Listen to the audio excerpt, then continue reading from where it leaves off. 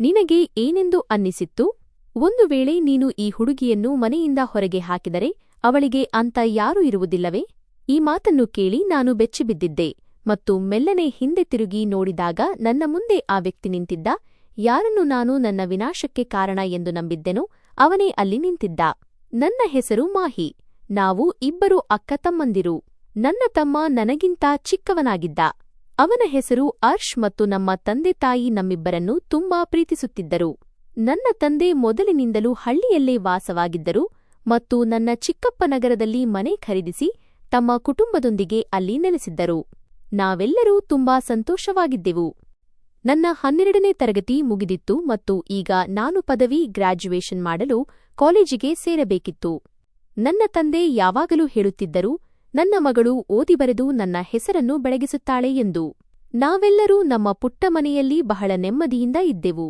ತಂದೆ ಇಡೀ ದಿನ ಹೊಲದಲ್ಲಿ ಕಷ್ಟಪಡುತ್ತಿದ್ದರು. ಅಪ್ಪ, ನಾನು ನಗರದ ಕಾಲೇಜಿನಲ್ಲಿ ಓದುತ್ತೇನಲ್ಲವೇ ಎಂದು ನಾನು ಒಂದು ದಿನ ತಂದೆಗೆ ಚಹಾದ ಕಪ್ ನೀಡುತ್ತಾ ಕೇಳಿದೆ. ಅವರು ನಗುತ್ತಾ ಉತ್ತರಿಸಿದರು, ಖಂಡಿತ ಮಗಳೇ, ನಾನು ನನ್ನ ಮಗಳನ್ನು ನಗರದ ಅತ್ಯುತ್ತಮ ಕಾಲೇಜಿನಲ್ಲಿ ಓದಿಸುತ್ತೇನೆ. ನನ್ನ ಮಗಳು ಒಂದು ದಿನ ಓದಿ ಬರೆದು ನನ್ನ ಹೆಸರನ್ನು ಬೆಳಗಿಸುತ್ತಾಳೆ. ಅವರು ನನ್ನ ತಲೆಯ ಮೇಲೆ ಪ್ರೀತಿಯಿಂದ ಕೈ ಸವರಿ ಚಹಾ ಕುಡಿಯಲು ಪ್ರಾರಂಭಿಸಿದರು. ನನ್ನ ತಂದೆ ನನ್ನನ್ನು ತುಂಬಾ ಪ್ರೀತಿಸುತ್ತಿದ್ದರು ಮತ್ತು ಅವರು ಯಾವಾಗಲೂ ನನ್ನ ಪ್ರತಿಯೊಂದು ಹಠವನ್ನು ಪೂರೈಸುತ್ತಿದ್ದರು. ಅಷ್ಟರಲ್ಲಿ ಹಿಂದಿನಿಂದ ನನ್ನ ತಮ್ಮ ಬಂದು ಕೇಳಿದ, ನಾನು ಏನು ಮಾಡಲಿ?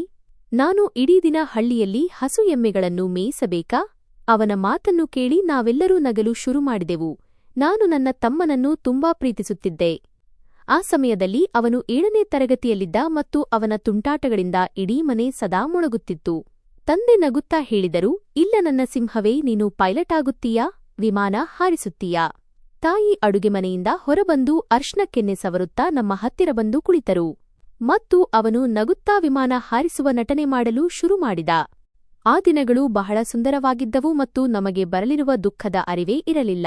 ಅಮ್ಮ, ನಾಳೆ ನೀವು ನಗರಕ್ಕೆ ಹೋಗುತ್ತಿದ್ದೀರಲ್ಲವೇ? ನನಗಾಗಿ ಹೊಸ ಪುಸ್ತಕಗಳು ಮತ್ತು ಒಂದು ಒಳ್ಳೆಯ ಗಡಿಯಾರವನ್ನು ಖಂಡಿತ ತಗೊಂಡು ಬನ್ನಿ. ತಾಯಿ ಮತ್ತು ತಂದೆ ಯಾವಾಗಲಾದರೂ ನಗರಕ್ಕೆ ಹೋಗುವಾಗ ನಾನು ಅವರಿಗೆ ಏನಾದರೂ ತರಲು ಕೇಳುತ್ತಿದ್ದೆ ಮತ್ತು ಅವರು ನನಗಾಗಿ ಹೊಸ ವಸ್ತುಗಳನ್ನು ತರುತ್ತಾರೆಂಬ ಖುಷಿಯಲ್ಲಿದ್ದೆ. ಅವರು ಯಾವಾಗ ನಗರಕ್ಕೆ ಹೋದರೂ ನನಗಾಗಿ ಏನನ್ನಾದರೂ ತರುತ್ತಿದ್ದರು.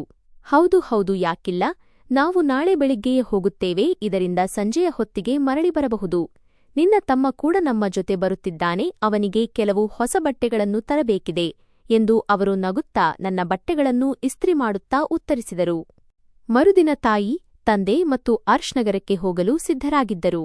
ಅದು ಬೆಳಗಿನ ಸಮಯವಾಗಿತ್ತು. ತಣ್ಣನೆಯ ಗಾಳಿ ಬೀಸುತ್ತಿತ್ತು. ನನ್ನ ತಮ್ಮ ನಗರಕ್ಕೆ ಹೋಗಲು ಹೊಸ ಬಟ್ಟೆಗಳನ್ನು ಧರಿಸಿದ್ದ. ಅವನು ನನ್ನನ್ನು ಚುಡಾಯಿಸುತ್ತಾ ಹೇಳಿದ, ನಾನು ನಗರಕ್ಕೆ ಹೋಗುತ್ತಿದ್ದೇನೆ. ನೀನು ಮನೆಯಲ್ಲಿ ಕುಳಿತು ಪಾತ್ರೆ ತೊಳಿ ಎಂದು ಹೇಳಿ ನನ್ನ ಕೂದಲು ಎಳೆದು ತಾಯಿಯ ಹಿಂದೆ ಹೋಗಿ ಅಡಗಿಕೊಂಡ.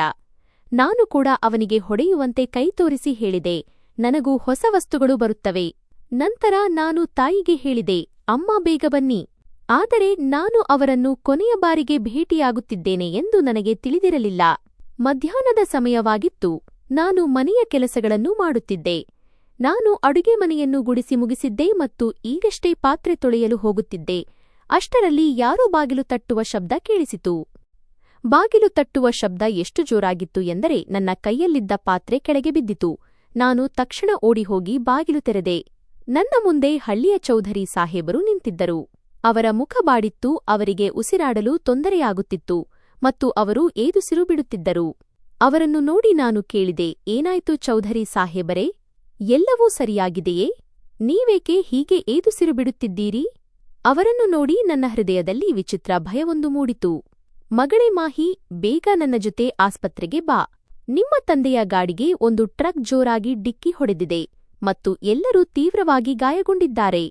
ಎಲ್ಲರ ಪರಿಸ್ಥಿತಿಯೂ ತುಂಬಾ ಹದಗೆಟ್ಟಿದೆ ಎಂದರು. ಅವರ ಈ ಮಾತನ್ನು ಕೇಳಿ ನನ್ನ ಕಾಲು ಕೆಳಗಿನ ನೆಲವೇ ಜರಿದಂತಾಯಿತು. ಯಾರೋ ನನ್ನ ತಲೆಯ ಮೇಲೆ ಸುತ್ತಿಗೆಯಿಂದ ಹೊಡೆದಂತೆ ಭಾಸವಾಯಿತು. ನನ್ನ ಕಣ್ಣುಗಳ ಮುಂದೆ ಕತ್ತಲೆ ಆವರಿಸಲು ಪ್ರಾರಂಭಿಸಿತು. ನಾನು ದುಪಟ್ಟಾ ಕೂಡ ತೆಗೆದುಕೊಳ್ಳದೆ ಬರಿಗಾಲಿನಲ್ಲಿ ಆಸ್ಪತ್ರೆಯ ಕಡೆಗೆ ಓಡಿದೆ. ನಾನು ಆಸ್ಪತ್ರೆಯ ಹೊರಗೆ ತಲುಪಿದಾಗ ಅಲ್ಲಿ ಜನರ ದೊಡ್ಡ ಗುಂಪೇ ನೆರೆದಿತ್ತು ಮತ್ತು ಸ್ಟ್ರೆಚರ್ ಮೇಲೆ 3 ಶವಗಳಿದ್ದವು.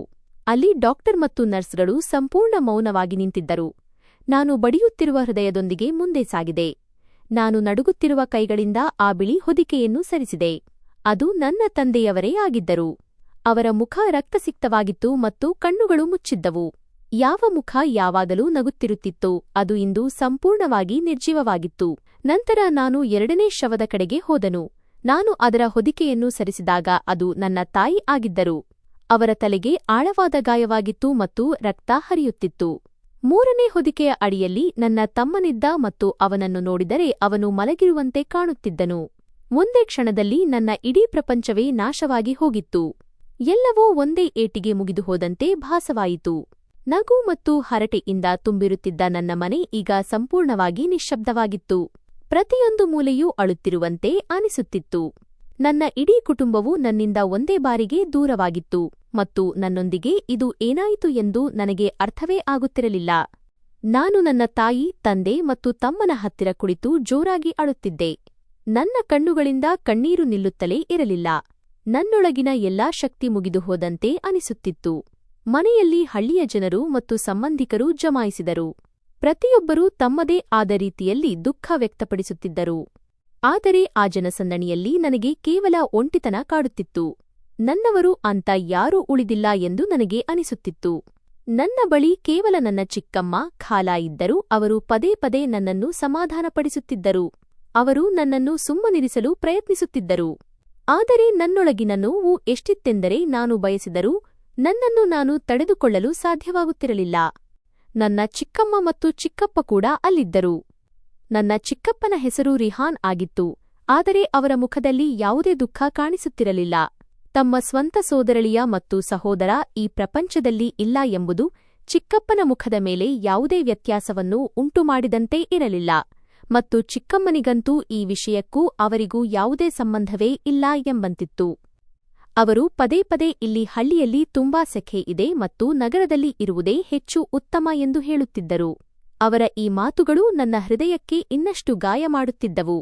ಇಂತಹ ಪರಿಸ್ಥಿತಿಯಲ್ಲೂ ಯಾರಾದರೂ ಹೇಗೆ ಮಾತನಾಡಲು ಸಾಧ್ಯ ಎಂದು ನನಗೆ ಅರ್ಥವಾಗುತ್ತಿರಲಿಲ್ಲ. ನನ್ನ ಹೃದಯ ಒಳಗಿನಿಂದ ಒಡೆಯುತ್ತಾ ಹೋಗುತ್ತಿತ್ತು. ನಾನು ಕೇವಲ ನನ್ನ ತಾಯಿ, ತಂದೆ ಮತ್ತು ತಮ್ಮನನ್ನೇ ನೋಡುತ್ತಾ ಅಳುತ್ತಾ ಕುಳಿತಿದ್ದೆ. ನನ್ನ ಉಸಿರು ನಿಂತು ಹೋಗುತ್ತದೆ ಮತ್ತು ನಾನು ಕೂಡ ಅವರ ಜೊತೆಯಲ್ಲೇ ಹೋಗಿಬಿಡುತ್ತೇನೆ ಎಂದು ನನಗೆ ಅನಿಸುತ್ತಿತ್ತು. ನಂತರ ಸ್ವಲ್ಪ ಸಮಯದ ನಂತರ ಅವರನ್ನು ಅಲ್ಲಿಂದ ಕರೆದೊಯ್ಯಲು ಪ್ರಾರಂಭಿಸಿದಾಗ ಇದನ್ನು ನೋಡಲು ನನಗೆ ಸಾಧ್ಯವಾಗಲಿಲ್ಲ. ನನ್ನ ಕಣ್ಣುಗಳ ಮುಂದೆ ಕತ್ತಲೆ ಆವರಿಸಿತು ಮತ್ತು ನಾನು ಅಲ್ಲೇ ಪ್ರಜ್ಞೆ ತಪ್ಪಿಬಿದ್ದೆ. ನನಗೆ ಪ್ರಜ್ಞೆ ಬಂದಾಗ ನಾನು ನನ್ನ ಚಿಕ್ಕಮ್ಮನ ಮಡಿಲಲ್ಲಿದ್ದೆ. ನನ್ನ ತಲೆ ಅವರ ಮಡಿಲಲ್ಲಿತ್ತು ಮತ್ತು ಅವರು ನನ್ನ ತಲೆ ಸವರುತ್ತಾ ನನ್ನನ್ನು ಸಮಾಧಾನಪಡಿಸುತ್ತಿದ್ದರು. ನಾನು ಮತ್ತೆ ಅಳಲು ಪ್ರಾರಂಭಿಸಿದೆ.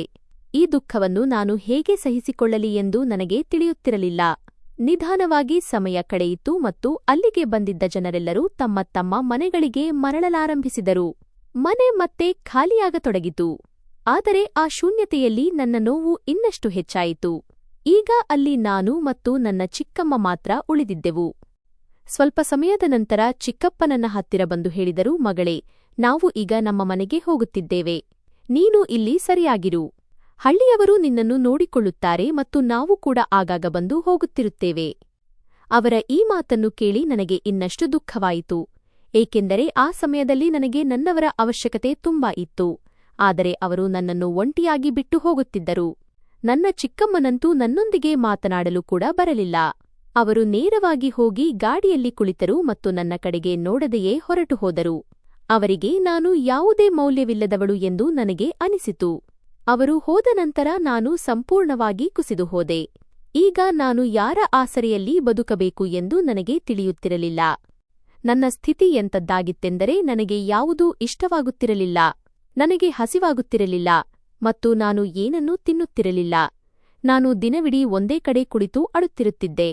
ರಾತ್ರಿಯಲ್ಲೂ ನನಗೆ ನಿದ್ರೆ ಬರುತ್ತಿರಲಿಲ್ಲ.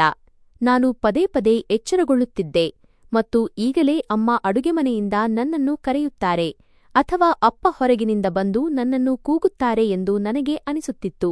ಎಷ್ಟೋ ಬಾರಿ ನನಗೆ ನಿಜವಾಗಿಯೂ ಅವರ ಧ್ವನಿಗಳು ಕೇಳಿಸುತ್ತಿದ್ದವು ಮತ್ತು ನಾನು ಓಡಿಹೋಗಿ ನೋಡುತ್ತಿದ್ದೆ, ಆದರೆ ಅಲ್ಲಿ ಯಾರೂ ಇರುತ್ತಿರಲಿಲ್ಲ. ಆಗ ನನ್ನ ಹೃದಯ ಇನ್ನಷ್ಟು ಒಡೆದು ಹೋಗುತ್ತಿತ್ತು. ನನ್ನನ್ನು ನಾನು ನಿಭಾಯಿಸಲು ಸಾಧ್ಯವಾಗುತ್ತಿರಲಿಲ್ಲ. ನಾನು ಒಳಗಿನಿಂದ ಸಂಪೂರ್ಣವಾಗಿ ಶೂನ್ಯವಾದಂತೆ ಅನಿಸುತ್ತಿತ್ತು. ನನ್ನ ಚಿಕ್ಕಮ್ಮ ನನಗೆ ತಿಳಿ ಹೇಳುತ್ತಿದ್ದರೂ ನನ್ನನ್ನು ಸಮಾಧಾನಪಡಿಸಲು ಪ್ರಯತ್ನಿಸುತ್ತಿದ್ದರು. ಆದರೆ ಅವರ ಮಾತುಗಳು ನನಗೆ ಅರ್ಥವೇ ಆಗುತ್ತಿರಲಿಲ್ಲ. ನಾನು ಕೇವಲ ನನ್ನ ಹಳೆಯ ದಿನಗಳನ್ನು ನೆನಪಿಸಿಕೊಳ್ಳುತ್ತಾ ಕುಳಿತಿರುತ್ತಿದ್ದೆ ಮತ್ತು ಪ್ರತಿಯೊಂದು ಕ್ಷಣವೂ ಇದೆಲ್ಲವೂ ಒಂದು ಕನಸಾಗಿರಲಿ, ವಾಸ್ತವವು ನನ್ನ ಮುಂದೆಯೇ ಇತ್ತು ಮತ್ತು ಅದನ್ನು ಬದಲಾಯಿಸಲು ನನ್ನಿಂದ ಸಾಧ್ಯವಿರಲಿಲ್ಲ. ನಂತರ ಒಂದು ದಿನ ಚಿಕ್ಕಮ್ಮ, ಖಾಲಾ ನನ್ನ ಹತ್ತಿರ ಬಂದರು. ಅವರು ತುಂಬಾ ಪ್ರೀತಿಯಿಂದ ನನ್ನ ಬಳಿ ಹೇಳಿದರು, ಮಗಳೇ, ನೀನು ಇಲ್ಲಿ ಒಬ್ಬಂಟಿಯಾಗಿ ಇದ್ದು ಏನು ಮಾಡುತ್ತೀಯಾ? ನೀನು ನನ್ನ ಜೊತೆ ನನ್ನ ಮನೆಗೆ ಬರಬೇಕು. ಅಲ್ಲಿ ನಿನಗೆ ಸ್ವಲ್ಪ ಆಸರೆ ಸಿಗುತ್ತದೆ. ನಾನು ಅವರ ಮಾತನ್ನು ಕೇಳಿ ಸುಮ್ಮನಾದೆ ಮತ್ತು ಅವರಿಗೆ ಹೇಳಿದೆ, ನಾನು ಈ ಮನೆಯನ್ನು ಬಿಟ್ಟು ಹೇಗೆ ಹೋಗಲಿ? ಈ ಮನೆಯಲ್ಲಿ ನನ್ನ ತಾಯಿ ತಂದೆ ಮತ್ತು ತಮ್ಮನ ನೆನಪುಗಳಿವೆ. ನಾನು ಇವುಗಳನ್ನು ಬಿಟ್ಟು ಎಲ್ಲಿಗೂ ಹೋಗಲು ಸಾಧ್ಯವಿಲ್ಲ. ಈಗ ನನ್ನ ಬಳಿ ಉಳಿದಿರುವುದು ಈ ಮನೆ ಮಾತ್ರ. ಒಂದು ವೇಳೆ ನಾನು ಇದನ್ನು ಬಿಟ್ಟುಬಿಟ್ಟರೆ ನನ್ನ ಬಳಿ ಇನ್ನೇನು ಉಳಿಯುತ್ತದೆ? ಚಿಕ್ಕಮ್ಮ ನನ್ನ ಕೈ ಹಿಡಿದು ಹೇಳಿದರು, ಮಗಳೇ, ನಿನ್ನ ಹೃದಯ ಈ ಮನೆಯೊಂದಿಗೆ ಬೆಸೆದುಕೊಂಡಿದೆ ಎಂದು ನನಗೆ ಅರ್ಥವಾಗುತ್ತದೆ. ಆದರೆ ನೀನು ಇಲ್ಲಿ ಒಬ್ಬಂಟಿಯಾಗಿ ಇದ್ದರೆ ಇನ್ನೂ ಹೆಚ್ಚು ಕುಸಿದು ಹೋಗುತ್ತೀಯಾ? ನಿನಗೆ ಯಾರಾದರೂ ನಿನ್ನವರ ಜೊತೆ ಇರುವ ಅವಶ್ಯಕತೆಯಿದೆ. ನೀನು ನನ್ನ ಜೊತೆ ಬಾ. ಅಲ್ಲಿ ನೀನು ಸುರಕ್ಷಿತವಾಗಿಯೂ ಇರುತ್ತೀಯಾ ಮತ್ತು ನಾನು ನಿನ್ನನ್ನು ಚೆನ್ನಾಗಿ ನೋಡಿಕೊಳ್ಳುತ್ತೇನೆ. ಅವರ ಮಾತುಗಳಲ್ಲಿ ಸತ್ಯವಿತ್ತು, ಆದರೆ ನನ್ನ ಮನಸ್ಸು ಒಪ್ಪಲು ಸಿದ್ಧವಿರಲಿಲ್ಲ. ನಾನು ಆ ಮನೆಯ ಪ್ರತಿಯೊಂದು ವಸ್ತುವಿನೊಂದಿಗೆ ಭಾವನಾತ್ಮಕವಾಗಿ ಬೆಸೆದುಕೊಂಡಿದ್ದೆ. ಪ್ರತಿಯೊಂದು ಮೂಲೆಯೂ ನನಗೆ ನನ್ನವರ ನೆನಪನ್ನು ಉಂಟುಮಾಡುತ್ತಿತ್ತು ಮತ್ತು ನಾನು ಅದನ್ನು ಬಿಟ್ಟು ಹೋಗುವ ಬಗ್ಗೆ ಯೋಚಿಸಲು ಕೂಡ ಸಾಧ್ಯವಾಗುತ್ತಿರಲಿಲ್ಲ. ಆದರೆ ಒಳಗೊಳಗೆ ನನಗೆ ಅನಿಸುತ್ತಿತ್ತು, ಬಹುಶಃ ಚಿಕ್ಕಮ್ಮ ಸರಿಯಾಗಿಯೇ ಹೇಳುತ್ತಿದ್ದಾರೆ ಎಂದು, ಏಕೆಂದರೆ ಈ ಪರಿಸ್ಥಿತಿಯಲ್ಲಿ ಒಬ್ಬಂಟಿಯಾಗಿ ಇರುವುದು ನನಗೆ ತುಂಬಾ ಕಷ್ಟವಾಗುತ್ತಿತ್ತು. ನಾನು ಸುಮ್ಮನೆ ಕುಳಿತು ನನಗೆ ಏನು ಮಾಡಬೇಕೆಂದು ಯೋಚಿಸುತ್ತಿದ್ದೆ. ನನ್ನ ಜೀವನ ಅಂತಹ ಒಂದು ಹಂತಕ್ಕೆ ಬಂದು ನಿಂತಿತ್ತು. ಅಂದರೆ ಮುಂದೆ ಯಾವ ಹಾದಿಯನ್ನು ಆರಿಸಿಕೊಳ್ಳಬೇಕು ಮತ್ತು ಯಾವುದನ್ನು ಬಿಡಬೇಕು ಎಂದು ನನಗೆ ತಿಳಿಯುತ್ತಿರಲಿಲ್ಲ. ಕೊನೆಗೆ ಅವರು ನನ್ನನ್ನು ತಮ್ಮ ಜೊತೆ ತಮ್ಮ ಮನೆಗೆ ಕರೆದುಕೊಂಡು ಹೋದರು. ದಾರಿಯುದ್ದಕ್ಕೂ ನಾನು ಮೌನವಾಗಿ ಕುಳಿತಿದ್ದೆ. ನನ್ನ ಹೃದಯ ಭಾರವಾಗಿತ್ತು ಮತ್ತು ಕಣ್ಣುಗಳಲ್ಲಿ ಪದೇ ಪದೇ ನೀರು ಬರುತ್ತಿತ್ತು. ಆದರೆ ನಾನು ಅಳಲು ಬಯಸುತ್ತಿರಲಿಲ್ಲ, ಏಕೆಂದರೆ ನಾನು ಈಗಲೂ ಅಳುತ್ತಾ ಕುಳಿತರೆ ಬಹುಶಃ ನಾನು ಎಂದಿಗೂ ಚೇತರಿಸಿಕೊಳ್ಳಲು ಸಾಧ್ಯವಿಲ್ಲ ಎಂದು ನನಗೆ ಅನ್ನಿಸುತ್ತಿತ್ತು. ಆದರೂ ಮನಸ್ಸಿನ ಒಳಗಡೆ ಒಂದು ಸಣ್ಣ ಭರವಸೆ ಇತ್ತು, ಬಹುಶಃ ಈಗ ಎಲ್ಲವೂ ಸರಿಯಾಗಬಹುದು ಎಂದು. ಬಹುಶಃ ಚಿಕ್ಕಮ್ಮನ ಹತ್ತಿರ ಇದ್ದರೆ ನನಗೆ ಸ್ವಲ್ಪ ಆಸರೆ ಸಿಗಬಹುದು ಮತ್ತು ನನ್ನ ನೋವು ಸ್ವಲ್ಪ ಕಡಿಮೆಯಾಗಬಹುದು ಎಂದುಕೊಂಡೆ. ಈಗ ನನ್ನವರು ಯಾರು ನನ್ನ ಜೊತೆಗಿದ್ದಾರೆ, ಅವರು ನನ್ನನ್ನು ಅರ್ಥಮಾಡಿಕೊಳ್ಳುತ್ತಾರೆ ಎಂದು ನನಗೆ ಅನಿಸುತ್ತಿತ್ತು. ಆದರೆ ನನ್ನ ಸಂಕಷ್ಟಗಳು ಇಲ್ಲಿಯೂ ಮುಗಿಯುವುದಿಲ್ಲ. ಬದಲಿಗೆ ಒಂದು ಹೊಸ ಸಂಕಷ್ಟ ನನಗಾಗಿ ಕಾಯುತ್ತಿದೆ ಎಂಬುದು ನನಗೆ ಸ್ವಲ್ಪವೂ ತಿಳಿದಿರಲಿಲ್ಲ. ನಾವು ಅವರ ಮನೆಗೆ ತಲುಪಿದಾಗ ಬಾಗಿಲಲ್ಲಿ ಅವರ ಅತ್ತೆ ನಿಂತಿದ್ದರು. ಅವರು ನಮ್ಮನ್ನು ಮೇಲಿಂದ ಕೆಳಗಿನವರೆಗೆ ನೋಡಿ ತುಂಬಾ ಏರಿದ ಧ್ವನಿಯಲ್ಲಿ ಕೇಳಿದರು, ಯಾರು ಇವಳು ಮತ್ತು ನೀನು ಇವಳನ್ನು ಯಾಕೆ ಕರೆದುಕೊಂಡು ಬಂದಿದ್ದೀಯಾ? ನಾನು ಭಯದಿಂದ ಚಿಕ್ಕಮ್ಮನ ಹಿಂದೆ ಅಡಗಿಕೊಂಡೆ. ಚಿಕ್ಕಮ್ಮ ನನ್ನ ಕೈಯನ್ನು ಗಟ್ಟಿಯಾಗಿ ಹಿಡಿದುಕೊಂಡು ಹೇಳಿದರು, ಇವಳು ನನ್ನ ತಂಗಿಯ ಮಗಳು. ಇವಳ ತಂದೆ ತಾಯಿ ಈಗ ಈ ಪ್ರಪಂಚದಲ್ಲಿ ಇಲ್ಲ. ಇವಳು ಸಂಪೂರ್ಣವಾಗಿ ಒಬ್ಬಂಟಿಯಾಗಿದ್ದಾಳೆ. ಅದಕ್ಕಾಗಿಯೇ ನಾನು ಇವಳನ್ನು ನನ್ನ ಜೊತೆ ಕರೆತಂದಿದ್ದೇನೆ. ನಾನು ಇವಳನ್ನು ಕೆಲವು ದಿನ ನನ್ನ ಬಳಿ ಇಟ್ಟುಕೊಳ್ಳುತ್ತೇನೆ. ನಂತರ ಬೇರೆ ಎಲ್ಲಾದರೂ ಇವಳಿಗೆ ವ್ಯವಸ್ಥೆ ಮಾಡುತ್ತೇನೆ. ಆದರೆ ಅವರ ಅತ್ತೆ ಚಿಕ್ಕಮ್ಮನ ಮಾತು ಪೂರ್ಣಗೊಳ್ಳುವ ಮೊದಲೇ ಕೋಪದಿಂದ ಮಾತನಾಡಲು ಶುರು ಮಾಡಿದರು. ಅವರು ಹೇಳಿದರು, ಇದು ಯಾವುದೇ ಅನಾಥಾಶ್ರಮವಲ್ಲ. ಇದು ನಮ್ಮ ಮನೆ ಮತ್ತು ಇತ್ತೀಚಿನ ದಿನಗಳಲ್ಲಿ ಖರ್ಚು ಎಷ್ಟು ಹೆಚ್ಚಾಗಿದೆ ಎಂಬುದು ನಿನಗೆ ತಿಳಿದಿದೆ. ನಾವು ಬೇರೆಯವರ ಹೊರೆಯನ್ನು ಹೊರಲು ಸಾಧ್ಯವಿಲ್ಲ. ಒಂದು ವೇಳೆ ನಿನಗೆ ಇವಳನ್ನು ಇಲ್ಲೇ ಇಟ್ಟುಕೊಳ್ಳಬೇಕೆಂದಿದ್ದರೆ ನೀನು ಕೂಡ ಇವಳ ಜೊತೆ ಇಲ್ಲಿಂದ ಹೋಗಬಹುದು. ಇದನ್ನು ಕೇಳಿ ಚಿಕ್ಕಮ್ಮನ ಕಣ್ಣುಗಳಲ್ಲಿ ನೀರು ಬಂತು. ಆದರೆ ಅವರು ಏನನ್ನೂ ಹೇಳದೆ ಮೌನವಾಗಿ ನನ್ನನ್ನು ಒಳಗೆ ಕರೆದುಕೊಂಡು ಬಂದರು. ಅವರ ಅತ್ತೆಯ ಮಾತುಗಳು ನನ್ನ ಹೃದಯಕ್ಕೆ ಚುಚ್ಚುತ್ತಿದ್ದವು. ನಾನು ನಿಜವಾಗಿಯೂ ಯಾರದ್ದೋ ಮೇಲೆ ಹೊರೆಯಾಗಿದ್ದೇನೆ ಎಂದು ನನಗೆ ಅನ್ನಿಸುತ್ತಿತ್ತು. ಈ ಜಗತ್ತಿನಲ್ಲಿ ನನಗಾಗಿ ಯಾರೂ ಇಲ್ಲವೇನೋ ಎಂಬಂತೆ ಭಾಸವಾಯಿತು. ನಾನು ಸುಮ್ಮನೆ ಅವರ ಹಿಂದೆ ನಡೆದುಕೊಂಡು ಹೋದೆ. ರಾತ್ರಿಯಾಗುತ್ತಿದ್ದಂತೆ ಅವರ ಅತ್ತೆ ನನಗೆ ಒಂದು ಹಳೆಯ ಚಾದರವನ್ನು ನೀಡಿ, ಹಾಲಿನ ಹೊರಗಿನ ಕೋಣೆ, ನೆಲದ ಮೇಲೆಯೇ ಮಲಗಿಕೋ ಎಂದು ಹೇಳಿದರು. ನಾನು ಅಲ್ಲೇ ಒಂದು ಮೂಲೆಯಲ್ಲಿ ಮಲಗಿಕೊಂಡೆ. ನನ್ನ ಕಣ್ಣುಗಳಿಂದ ಕಣ್ಣೀರು ತಂತಾನೇ ಹರಿಯುತ್ತಿತ್ತು. ನನ್ನನ್ನು ನಾನು ತಡೆದುಕೊಳ್ಳಲು ಸಾಧ್ಯವಾಗುತ್ತಿರಲಿಲ್ಲ. ನನಗೆ ನನ್ನ ಮನೆಯ ನೆನಪಾಗುತ್ತಿತ್ತು. ಯಾವಾಗಲೂ ನನ್ನನ್ನು ತಮ್ಮ ಪಕ್ಕದಲ್ಲೇ ಮಲಗಿಸಿಕೊಳ್ಳುತ್ತಿದ್ದ ನನ್ನ ತಾಯಿಯ ನೆನಪಾಗುತ್ತಿತ್ತು. ರಾತ್ರಿ ಹೊತ್ತು ಬಂದು ಮಗಳೇ ಊಟ ಮಾಡಿದೀಯಾ ಇಲ್ವಾ ಎಂದು ಕೇಳುತ್ತಿದ್ದ ತಂದೆಯ ನೆನಪಾಗುತ್ತಿತ್ತು ಮತ್ತು ಸದಾ ನನ್ನ ಜೊತೆ ತಮಾಷೆ ಮಾಡುತ್ತಿದ್ದ ತಮ್ಮನ ನೆನಪಾಗುತ್ತಿತ್ತು. ಆದರೆ ಈಗ ಯಾರೂ ಇರಲಿಲ್ಲ. ಎಲ್ಲವೂ ಒಂದೇ ಕ್ಷಣದಲ್ಲಿ ಮುಗಿದು ಹೋಗಿತ್ತು. ಸ್ವಲ್ಪ ಸಮಯದ ನಂತರ ಚಿಕ್ಕಮ್ಮ ಮೆಲ್ಲನೆ ನನ್ನ ಬಳಿ ಬಂದರು. ಅವರು ನನ್ನ ತಲೆಯ ಮೇಲೆ ಕೈ ಸವರಿ ಹೇಳಿದರು, ನಾನು ಅವರೊಂದಿಗೆ ಮಾತನಾಡುತ್ತೇನೆ. ಆದರೆ ಚಿಕ್ಕಮ್ಮ ಖಾಲಾ ಸ್ವತಃ ತುಂಬಾ ಹೆದರುತ್ತಾರೆ ಎಂದು ನನಗೆ ತಿಳಿದಿತ್ತು. ಅವಳು ತನ್ನ ಅತ್ತೆಯ ಮುಂದೆ ಏನನ್ನೂ ಮಾತನಾಡಲು ಸಾಧ್ಯವಿರಲಿಲ್ಲ. ಆದ್ದರಿಂದ ನನಗೆ ಅವಳ ಮಾತುಗಳಿಂದ ಹೆಚ್ಚಿನ ನಿರೀಕ್ಷೆಯೇನೂ ಇರಲಿಲ್ಲ. ಮರುದಿನ ಬೆಳಿಗ್ಗೆಯಾಗುತ್ತಿದ್ದಂತೆ ನನಗಾಗಿ ಮತ್ತೊಂದು ಕಷ್ಟದ ದಿನ ಆರಂಭವಾಯಿತು. ಅವರ ಅತ್ತೆ ಬೆಳಿಗ್ಗೆಯಿಂದಲೇ ಚುಚ್ಚುಮಾತುಗಳನ್ನು ತಾಣೆ ಆಡಲು ಶುರು ಮಾಡಿದರು. ಅವರು ಜೋರಾಗಿ ಕೂಗಿದರು, ಎದ್ದೇಳು, ಇಲ್ಲಿ ಮಲಗಲು ಬಂದಿಲ್ಲ. ನಾನು ತಕ್ಷಣ ಎದ್ದು ಅಡುಗೆ ಮನೆಗೆ ಹೋದೆ. ಅಲ್ಲಿಗೆ ಹೋಗಿ ನಾನು ಕೆಲಸ ಮಾಡಲು ಶುರು ಮಾಡಿದೆ. ನಾನು ಪಾತ್ರೆ ತೊಳೆಯುತ್ತಿದ್ದಾಗ ಅವರು ಹೇಳಿದರು, ಸಬೂನು ಕಡಿಮೆ ಹಚ್ಚು. ಇದೆಲ್ಲ ಖರ್ಚು ಮಾಡಲು ನಿನ್ನ ಅಪ್ಪ ಕಳುಹಿಸಿದ್ದಾನೆಯೇ? ಇದು ನನ್ನ ಮಗನ ಕಷ್ಟದ ಗಳಿಕೆ. ನಾನು ಮೆಲ್ಲನೆ ಹೇಳಿದೆ, ಹೌದು, ನಾನು ಕಡಿಮೆಯೇ ಹಚ್ಚುತ್ತಿದ್ದೇನೆ. ನನ್ನ ಕಣ್ಣುಗಳಲ್ಲಿ ನೀರು ಬಂದಿತ್ತು. ಆದರೆ ನಾನು ಕಣ್ಣೀರನ್ನು ಕೆಳಗೆ ಬೀಳಲು ಬಿಡಲಿಲ್ಲ. ಏಕೆಂದರೆ ಒಂದು ವೇಳೆ ನಾನು ಅತ್ತರೆ ಅವರು ನನಗೆ ಇನ್ನೂ ಹೆಚ್ಚು ಮಾತುಗಳನ್ನು ಕೇಳಿಸುತ್ತಾರೆ ಎಂದು ನನಗೆ ತಿಳಿದಿತ್ತು. ನಾನು ಮೌನವಾಗಿ ಕೆಲಸ ಮಾಡುತ್ತಲೇ ಇದ್ದೆ. ನಿಧಾನವಾಗಿ ಇದು ನನ್ನ ದೈನಂದಿನ ಜೀವನವಾಯಿತು. ಬೆಳಿಗ್ಗೆ ಎದ್ದ ತಕ್ಷಣ ಕೆಲಸ ಶುರುವಾಗುತ್ತಿತ್ತು. ಗುಡಿಸುವುದು, ಪಾತ್ರೆ ತೊಳೆಯುವುದು, ಅಡುಗೆ ಮಾಡುವುದು, ನೀರು ತುಂಬುವುದು, ಹೀಗೆ ಏನೇ ಕೆಲಸ ಸಿಕ್ಕಿದರೂ ನಾನು ಮಾಡುತ್ತಲೇ ಇರುತ್ತಿದ್ದೆ. ಆದರೆ ಇಷ್ಟಾದರೂ ನನಗೆ ಪ್ರತಿ ಬಾರಿಯೂ ಚುಚ್ಚುಮಾತುಗಳೇ ಕೇಳಿಬರುತ್ತಿದ್ದವು. ಯಾರೂ ನನ್ನೊಂದಿಗೆ ಪ್ರೀತಿಯಿಂದ ಮಾತನಾಡುತ್ತಿರಲಿಲ್ಲ. ನಾನು ಈ ಮನೆಗೆ ಸೇರಿದವಳಲ್ಲ, ಕೇವಲ ಒಬ್ಬ ಕೆಲಸದಾಕೆಯಂತೆ ಇದ್ದೇನೆ ಎಂದು ನನಗೆ ಅನಿಸುತ್ತಿತ್ತು. ದಿನಗಳು ಹೀಗೆಯೇ ಕಳೆದವು ಮತ್ತು ನೋಡುತ್ತಲೇ ವಾರಗಳು ಕಳೆದು ಹೋದವು. ನಂತರ ತಿಂಗಳುಗಳು ಕಳೆದು ಹೋದವು. ನನ್ನ ತಾಯಿ, ತಂದೆ ಮತ್ತು ತಮ್ಮ ಹೋಗಿ 4 ತಿಂಗಳುಗಳಾಗಿದ್ದವು. ಆದರೆ ನನ್ನ ದುಃಖ ಕಡಿಮೆಯಾಗಲಿಲ್ಲ, ಬದಲಿಗೆ ಇನ್ನೂ ಹೆಚ್ಚಾಗುತ್ತಲೇ ಇತ್ತು. ನಾನು ಪ್ರತಿ ರಾತ್ರಿ ಗುಟ್ಟಾಗಿ ಅಳುತ್ತಿದ್ದೆ. ನನಗೆ ನಿದ್ರೆ ಬರುತ್ತಿರಲಿಲ್ಲ ಮತ್ತು ನಾನು ಕೇವಲ ನನ್ನ ಹಳೆಯ ದಿನಗಳನ್ನು ನೆನಪಿಸಿಕೊಳ್ಳುತ್ತಾ ಕುಳಿತಿರುತ್ತಿದ್ದೆ. ಎಲ್ಲವೂ ಸರಿಯಾಗಿದ್ದ ಆ ಸಮಯಕ್ಕೆ ನಾನು ಮತ್ತೆ ಹಿಂತಿರುಗಿ ಹೋಗಿದ್ದರೆ ಎಷ್ಟು ಚೆನ್ನಾಗಿರುತ್ತಿತ್ತು ಎಂದು ನನಗೆ ಅನಿಸುತ್ತಿತ್ತು. ಆದರೆ ಅದು ಎಂದಿಗೂ ಸಾಧ್ಯವಿರಲಿಲ್ಲ. ಒಂದು ದಿನ ಚಿಕ್ಕಮ್ಮನ ಖಾಲಾ ಪತಿ ಅವಳೊಂದಿಗೆ ಮಾತನಾಡುತ್ತಿರುವುದನ್ನು ನಾನು ಕೇಳಿಸಿಕೊಂಡೆ. ಅವರು ಹೇಳುತ್ತಿದ್ದರು, ನಾವು ಈ ಹುಡುಗಿಯ ಹೊರೆಯನ್ನು ಇನ್ನು ಮುಂದೆ ಹೊರಲು ಸಾಧ್ಯವಿಲ್ಲ.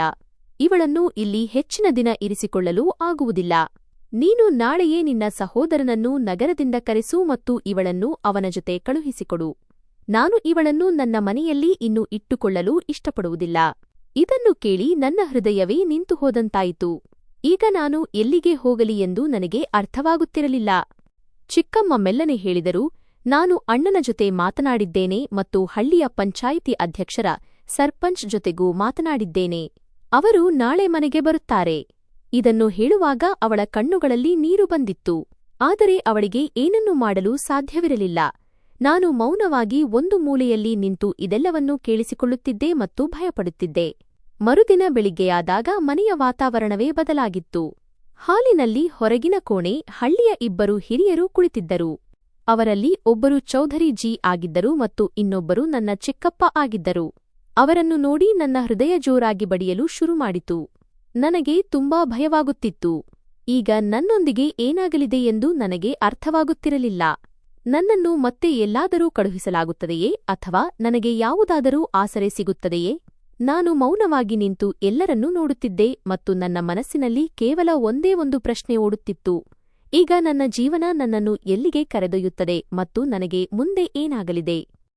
ನನಗೆ ಏನೂ ಅರ್ಥವಾಗುತ್ತಿರಲಿಲ್ಲ.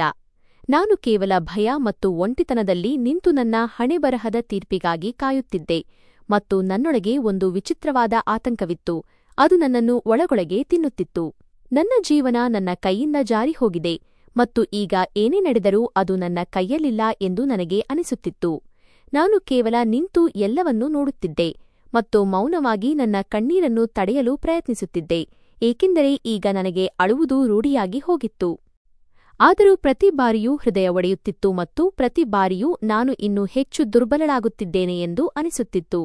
ಆದರೂ ನಾನು ನಿಂತಿದ್ದೆ, ಏಕೆಂದರೆ ನನ್ನ ಬಳಿ ಬೇರೆ ಯಾವುದೇ ದಾರಿಯೂ ಇರಲಿಲ್ಲ. ಅವರೆಲ್ಲರೂ ಹಾಲಿನಲ್ಲಿ ಕುಳಿತು ತಮ್ಮಲ್ಲೇ ಮೆಲ್ಲನೆ ಮಾತನಾಡುತ್ತಿದ್ದರು ಮತ್ತು ಒಂದು ಮೂಲೆಯಲ್ಲಿ ನಿಂತು ನಾನು ಎಲ್ಲವನ್ನೂ ಕೇಳಿಸಿಕೊಳ್ಳುತ್ತಿದ್ದೆ. ನನ್ನ ಹೃದಯ ಎಷ್ಟು ವೇಗವಾಗಿ ಬಡಿಯುತ್ತಿತ್ತು ಎಂದರೆ ಅದು ಈಗಲೇ ಹೊರಗೆ ಬಂದು ಬಿಡುತ್ತದೆ ಎನ್ನುವಂತಿತ್ತು.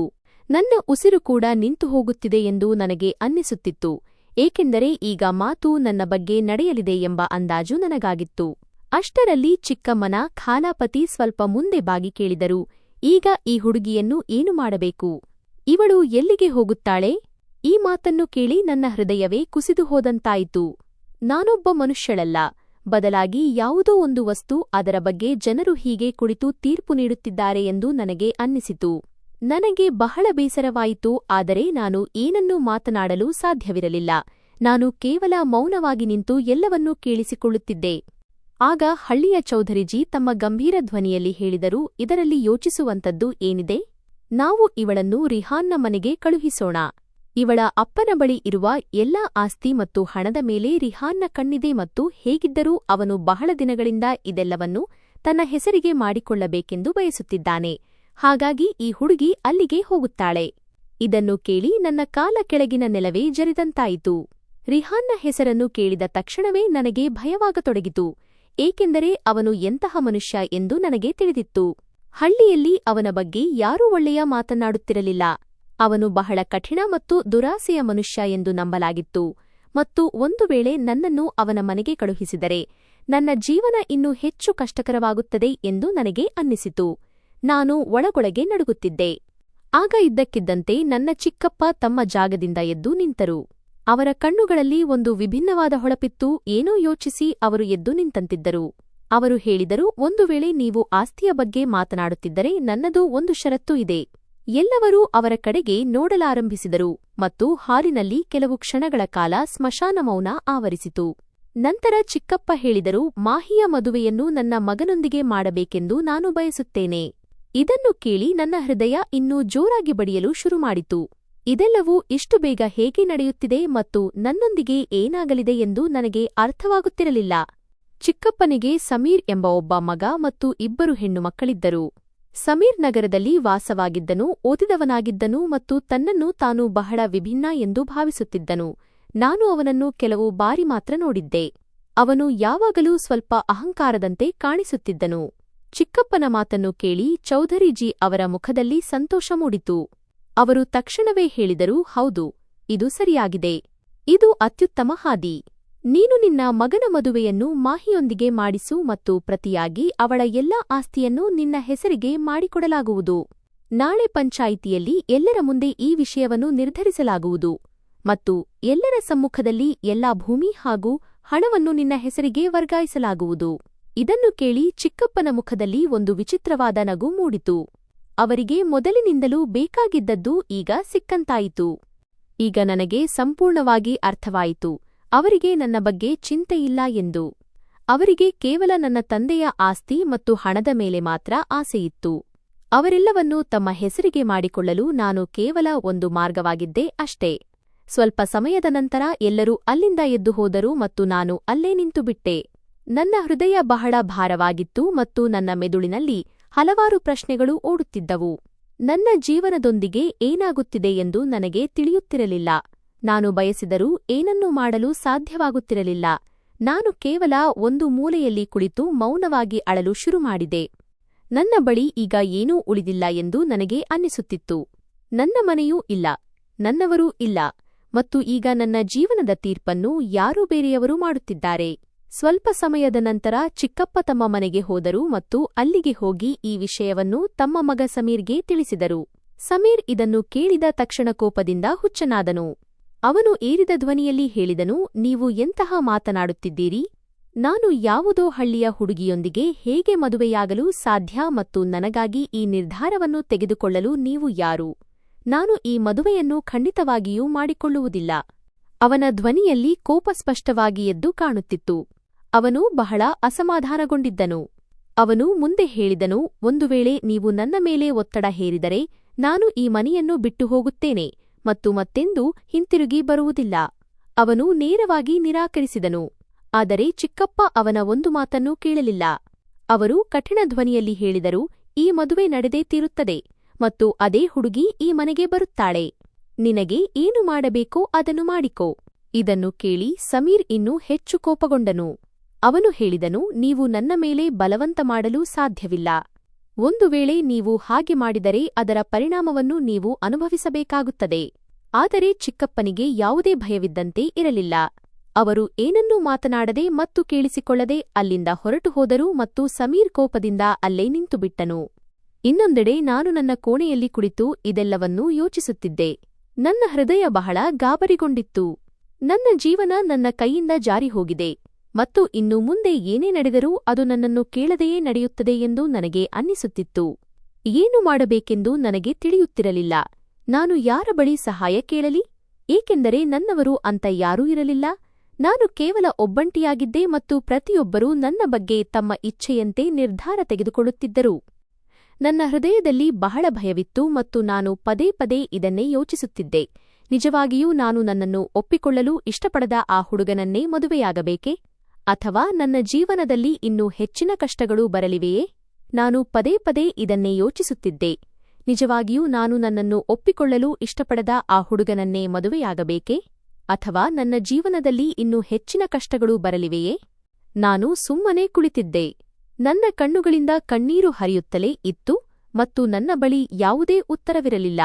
ಕೇವಲ ಒಂದು ಭಯವಿತ್ತು, ಅದು ಪ್ರತಿಕ್ಷಣವೂ ಹೆಚ್ಚಾಗುತ್ತಿತ್ತು ಮತ್ತು ಅಸ್ಪಷ್ಟವಾದ ಭವಿಷ್ಯವೊಂದು ನನ್ನ ಮುಂದಿತ್ತು. ಆದರೆ ಬರುವ ಸಮಯ ನನ್ನ ಪಾಲಿಗೆ ಬಹಳ ಕಷ್ಟಕರವಾಗಿರುತ್ತದೆ ಮತ್ತು ನಾನು ಇದೆಲ್ಲವನ್ನೂ ಸಹಿಸಿಕೊಳ್ಳಲೇಬೇಕು ಎಂಬುದು ನನಗೆ ಖಚಿತವಾಗಿ ಅನ್ನಿಸುತ್ತಿತ್ತು, ಏಕೆಂದರೆ ನನ್ನ ಬಳಿ ಬೇರೆ ದಾರಿಯೇ ಇರಲಿಲ್ಲ. ನಾನು ನಿಭಾಯಿಸಲು ಪ್ರಯತ್ನಿಸುತ್ತಿದ್ದೆ.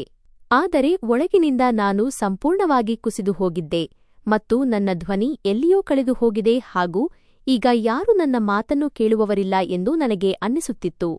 ನಾನು ಮೌನವಾಗಿದ್ದೆ ಮತ್ತು ನನ್ನ ಹಣೆಬರಹದ ತೀರ್ಪಿಗಾಗಿ ಕಾಯುತ್ತಿದ್ದೆ. ಸಂಜೆ ನಿಧಾನವಾಗಿ ಕಮರುತ್ತಿತ್ತು. ಆಕಾಶದ ಬಣ್ಣ ಬದಲಾಗುತ್ತಿತ್ತು ಮತ್ತು ಮನೆಯೊಳಗೆ ಒಂದು ವಿಚಿತ್ರವಾದ ಮೌನ ಆವರಿಸಿತ್ತು. ನಾನು ನನ್ನ ಕೋಣೆಯ ಮೂಲೆಯಲ್ಲಿ ಮೊಣಕಾಲುಗಳನ್ನು ಎದೆಗೆ ಅಪ್ಪಿಕೊಂಡು ಕುಳಿತಿದ್ದೆ ಮತ್ತು ಅತ್ತು ನನ್ನ ಕಣ್ಣುಗಳು ಬಾತುಕೊಂಡಿದ್ದವು. ಎಷ್ಟು ಅತ್ತಿದ್ದೆಯೆಂದರೆ ಈಗ ಕಣ್ಣೀರು ಕೂಡ ಒಣಗಿದಂತಾಗಿತ್ತು. ಆದರೆ ಹೃದಯದ ನೋವು ಕಡಿಮೆಯಾಗುತ್ತಿರಲಿಲ್ಲ.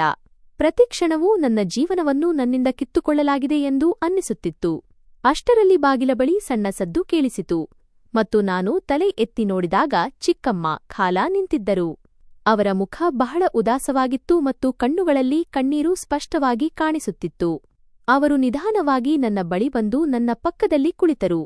ಕೆಲವು ಕ್ಷಣಗಳವರೆಗೆ ಅವರು ಏನನ್ನೂ ಮಾತನಾಡಲಿಲ್ಲ. ಬಹುಶಃ ಅವರಿಗೆ ಪದಗಳೇ ಸಿಗುತ್ತಿರಲಿಲ್ಲವೇನೋ.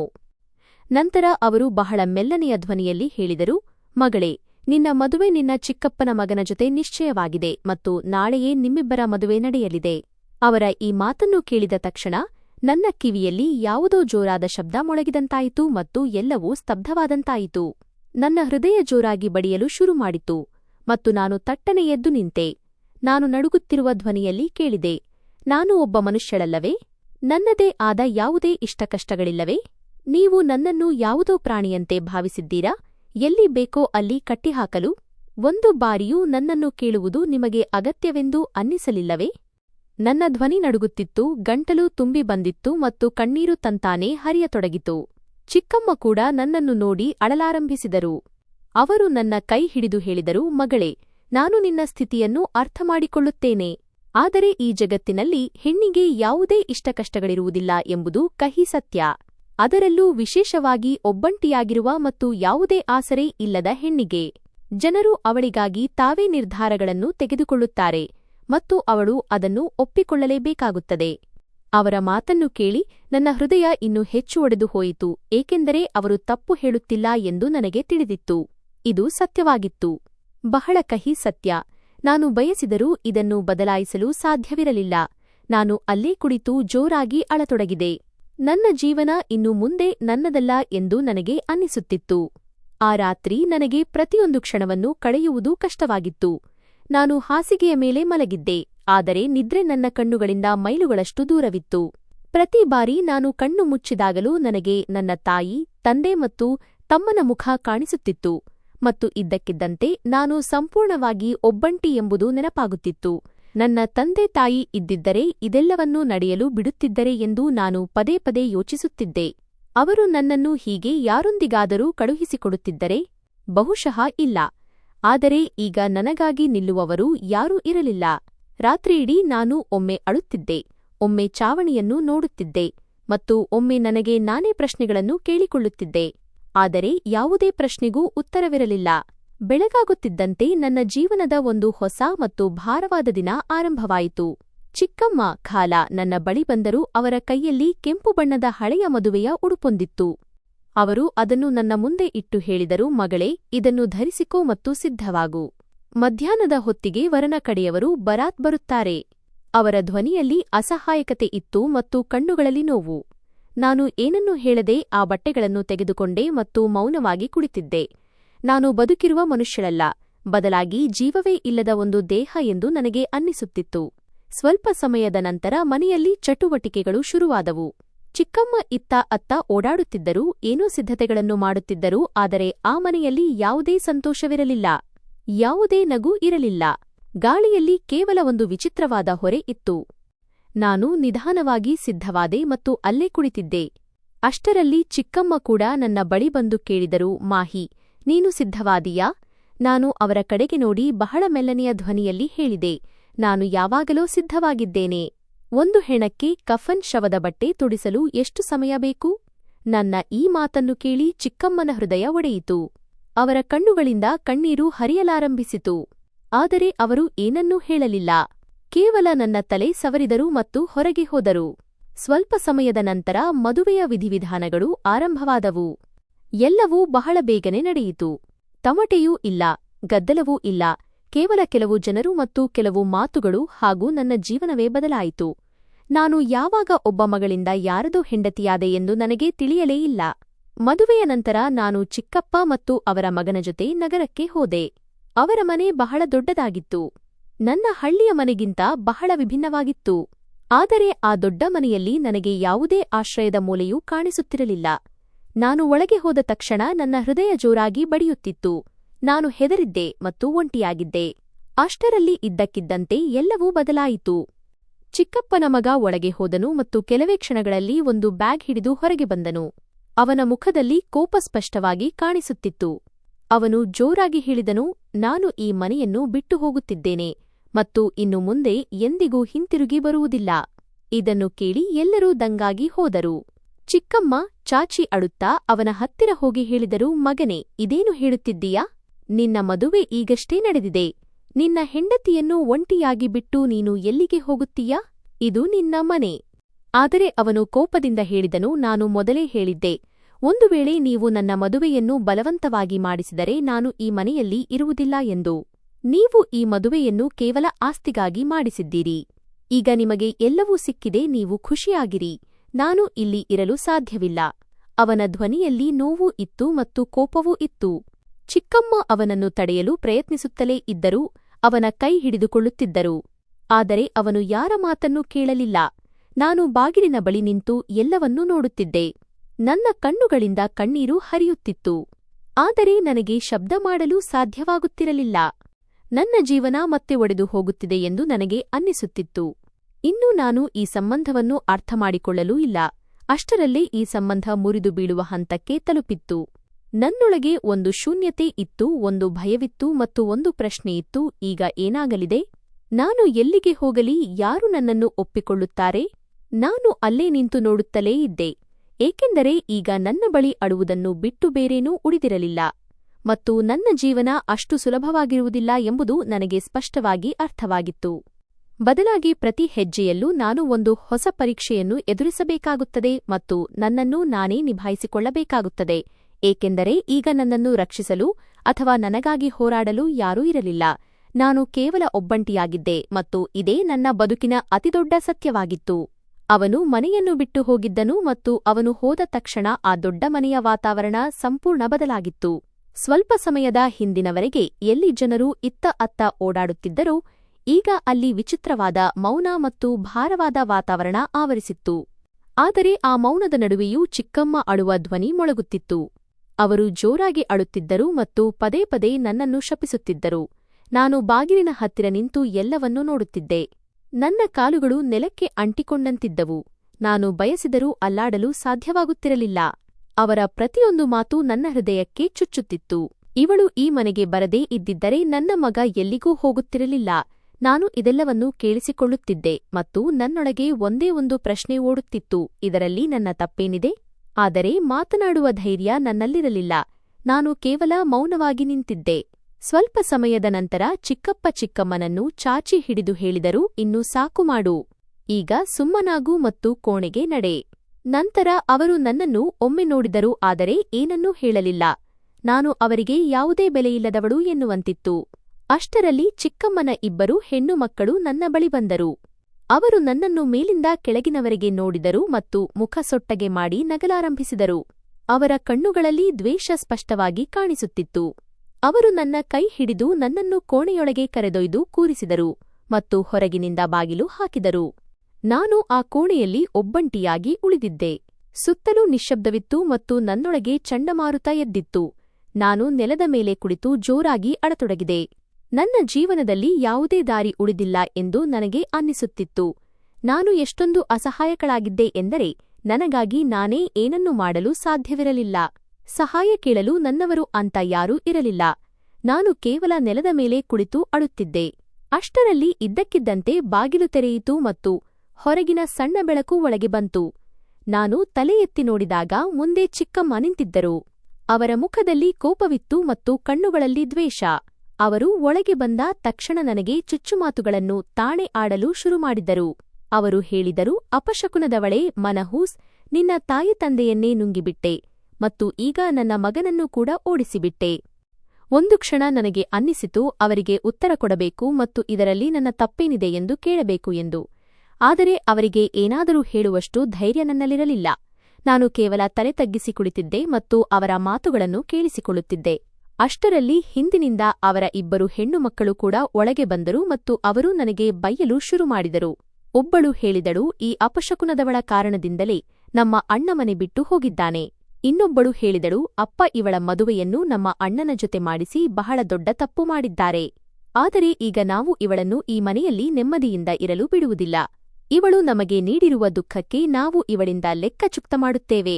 ಅವರ ಮಾತುಗಳನ್ನು ಕೇಳಿ ನಾನು ಒಳಗಿನಿಂದ ನಡುಗಿ ಹೋದೆ. ಈ ಜನರು ನನ್ನನ್ನು ಯಾಕೆ ಇಷ್ಟು ದ್ವೇಷಿಸುತ್ತಿದ್ದಾರೆ ಎಂದು ನನಗೆ ಅರ್ಥವೇ ಆಗುತ್ತಿರಲಿಲ್ಲ. ನಾನು ಏನನ್ನೂ ಮಾಡಿರಲಿಲ್ಲ. ನನ್ನೊಂದಿಗೆ ಇಷ್ಟೊಂದು ಅನ್ಯಾಯವಾಗುತ್ತಿತ್ತು. ಅಂದಮೇಲೆ ನಾನು ಯಾರಿಗೆ ತಾನೇ ಏನು ತಪ್ಪು ಮಾಡಲು ಸಾಧ್ಯ? ಅವರು ಇಷ್ಟನ್ನು ಹೇಳಿ ಅಲ್ಲಿಂದ ಹೊರಟು ಹೋದರು ಮತ್ತು ನಾನು ಮತ್ತೆ ಒಬ್ಬಂಟಿಯಾದೆ. ನಾನು ಇಡೀ ರಾತ್ರಿ ಅಲ್ಲೇ ಕುಳಿತು ಅಳುತ್ತಿದ್ದೆ. ಮರುದಿನ ಬೆಳಿಗ್ಗೆ ಇದ್ದಕ್ಕಿದ್ದಂತೆ ನನ್ನ ಮುಖದ ಮೇಲೆ ತಣ್ಣೀರು ಬಿದ್ದಿತು. ನಾನು ಹೆದರಿ ಎದ್ದೆ. ಮುಂದೆ ಚಿಕ್ಕಮ್ಮ ನಿಂತಿದ್ದರು. ಅವರು ಕೋಪದಿಂದ ಹೇಳಿದರು, ಎದ್ದೇಳು. ಎಲ್ಲಿಯವರೆಗೆ ಹೀಗೆ ಬಿದ್ದಿರುತ್ತೀಯಾ? ಇಲ್ಲಿ ಕೆಲಸ ಮಾಡಲು ಬಂದಿದ್ದೀಯಾ ಅಥವಾ ಆರಾಮ ಮಾಡಲು ಬಂದಿದ್ದೀಯಾ? ನಾನು ತಕ್ಷಣ ಎದ್ದು ಕುಳಿತೆ. ಅವರು ಹೇಳಿದರು, ನಡೆ, ಏಳು ಮತ್ತು ಮನೆಯನ್ನು ಸ್ವಚ್ಛಗೊಳಿಸು. ನಂತರ ಅಡುಗೆ ಮನೆಗೆ ಹೋಗಿ ನಮಗಾಗಿ ಅಡುಗೆ ಮಾಡು. ನಾನು ಹೆದರುತ್ತಲೇ ಕೆಲಸ ಮಾಡಲು ಶುರುಮಾಡಿದೆ. ಮೊದಲು ನಾನು ಅಂಗಳವನ್ನು ಗುಡಿಸಿದೆ. ಈ ಮನೆ ಎಷ್ಟು ದೊಡ್ಡದಿತ್ತು ಎಂದರೆ ಕೆಲಸ ಮುಗಿಯುವ ಹೆಸರೇ ಎತ್ತುತ್ತಿರಲಿಲ್ಲ. ನನ್ನ ಸೊಂಟ ನೋಯಲು ಶುರುವಾಗಿತ್ತು. ಕೈಗಳು ನಡುಗುತ್ತಿದ್ದವು. ಆದರೆ ನಾನು ನಿಲ್ಲಲು ಸಾಧ್ಯವಿರಲಿಲ್ಲ. ಏಕೆಂದರೆ ಒಂದು ವೇಳೆ ನಾನು ನಿಂತರೆ ನನಗೆ ಮತ್ತೆ ಬೈಗುಳ ಬೀಳುತ್ತದೆ ಎಂಬ ಭಯವಿತ್ತು. ಸ್ವಚ್ಛತೆ ಮುಗಿದ ನಂತರ ನಾನು ಅಡುಗೆ ಮನೆಗೆ ಹೋಗಿ ಅಡುಗೆ ಮಾಡಲು ಶುರುಮಾಡಿದೆ. ನಾನು ಹೇಗೋ ಮಾಡಿ ತಿಂಡಿ ಸಿದ್ಧಪಡಿಸಿ ಟೇಬಲ್ ಮೇಲೆ ಇಟ್ಟೆ. ಅಷ್ಟರಲ್ಲಿ ಚಿಕ್ಕಮ್ಮನ ಒಬ್ಬಳು ಮಗಳು ಬಂದಳು. ಅವಳು ಪರೋಟವನ್ನು ಎತ್ತಿಕೊಂಡು ನೋಡುತ್ತಾ ಹೇಳಿದಳು, ಇದೇನು ಹೀಗೆ ಮಾಡಿದ್ದೀಯಾ? ನಿನಗೆ ಪರೋಟ ಮಾಡುವುದೂ ಬರುವುದಿಲ್ಲವೇ? ನಂತರ ಇನ್ನೊಬ್ಬಳು ಮಗಳು ನಗುತ್ತಾ ಹೇಳಿದಳು, ಅರೆ, ಇವಳು ಹಳ್ಳಿಯ ಹುಡುಗಿ. ಇವಳಿಗೆ ಏನು ತಾನೇ ಬರುತ್ತದೆ? ನಮ್ಮಂತಹ ಜನರ ಬಗ್ಗೆ ಇವಳಿಗೆ ಏನು ಗೊತ್ತು? ಅವರ ಈ ಮಾತುಗಳು ನನ್ನ ಹೃದಯಕ್ಕೆ ಚುಚ್ಚುತ್ತಿದ್ದವು. ಆದರೆ ನಾನು ಮೌನವಾಗಿದ್ದೆ.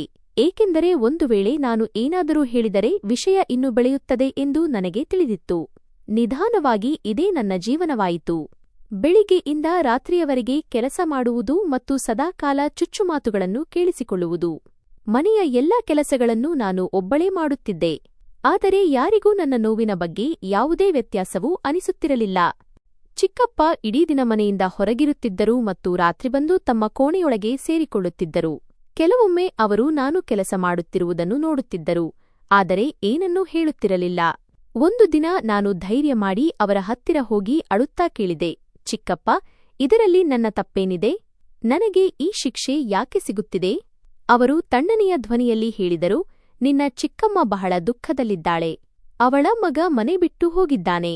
ನೀನು ಕೆಲವು ದಿನ ಸುಮ್ಮನೆ ಇರು ಮತ್ತು ಕೆಲಸ ಮಾಡುತ್ತಿರು, ಎಲ್ಲವೂ ಸರಿಯಾಗುತ್ತದೆ. ಅವರ ಈ ಮಾತನ್ನು ಕೇಳಿ ನನಗೆ ಇನ್ನಷ್ಟು ದುಃಖವಾಯಿತು. ನಾನು ಅಲ್ಲೇ ನಿಂತು ಅಳುತ್ತಿದ್ದೆ ಮತ್ತು ಅವರು ತಮ್ಮ ಕೋಣೆಗೆ ಹೊರಟು ಹೋದರು. ಇದರ ನಂತರ ಪರಿಸ್ಥಿತಿ ಇನ್ನೂ ಹದಗೆಟ್ಟಿತು. ಚಿಕ್ಕಮ್ಮ ಮತ್ತು ಅವರ ಹೆಣ್ಣುಮಕ್ಕಳು ನನ್ನನ್ನು ಹೊಡೆಯುತ್ತಿದ್ದರು, ಬೈಯುತ್ತಿದ್ದರು. ನನ್ನ ಕೈಯಿಂದ ಆಳುಗಳಂತೆ ಕೆಲಸ ಮಾಡಿಸುತ್ತಿದ್ದರು. ಒಂದು ವೇಳೆ ನನ್ನಿಂದ ಯಾವುದಾದರೂ ಸಣ್ಣ ತಪ್ಪು ನಡೆದರೂ ಅವರು ನನ್ನನ್ನು ಬಹಳ ಕೆಟ್ಟದಾಗಿ ಹೊಡೆಯುತ್ತಿದ್ದರು. ನಾನು ನೋವಿನಿಂದ ನರಳುತ್ತಿದ್ದೆ. ಆದರೆ ಯಾರೂ ನನ್ನ ಧ್ವನಿಯನ್ನು ಕೇಳುತ್ತಿರಲಿಲ್ಲ. ಈಗ ಇದೇ ನನ್ನ ಜೀವನವಾಗಿ ಬಿಟ್ಟಿತ್ತು. ಪ್ರತಿದಿನ ಭಯ, ಪ್ರತಿದಿನ ನೋವು ಮತ್ತು ಪ್ರತಿದಿನ ಅವಮಾನ. ನಾನು ಒಳಗಿನಿಂದ ಒಡೆದು ಹೋಗಿದ್ದೆ. ಆದರೂ ಬದುಕಿದ್ದೆ, ಏಕೆಂದರೆ ನನ್ನ ಬಳಿ ಬೇರೆ ಯಾವುದೇ ದಾರಿಯಿರಲಿಲ್ಲ. ನನ್ನ ಜೀವನದಲ್ಲಿ ಎಂದಾದರೂ ಒಂದು ಒಳ್ಳೆಯ ದಿನ ಬರುತ್ತದೆಯೇ, ಅಥವಾ ನಾನು ಇದೇ ರೀತಿ ಪ್ರತಿದಿನ ಬದುಕಬೇಕೇ ಎಂದು ನಾನು ಕೇವಲ ಯೋಚಿಸುತ್ತಲೇ ಇರುತ್ತಿದ್ದೆ. ಮತ್ತು ಇದನ್ನು ಯೋಚಿಸಿ ನನ್ನ ಕಣ್ಣುಗಳಿಂದ ಮತ್ತೆ ಕಣ್ಣೀರು ಹರಿಯತೊಡಗುತ್ತಿತ್ತು. ಮತ್ತು ಈಗ ಇದೇ ನನ್ನ ಜೀವನವಾಗಿತ್ತು. ನಿಧಾನವಾಗಿ ಸಮಯ ಕಳೆಯಿತು.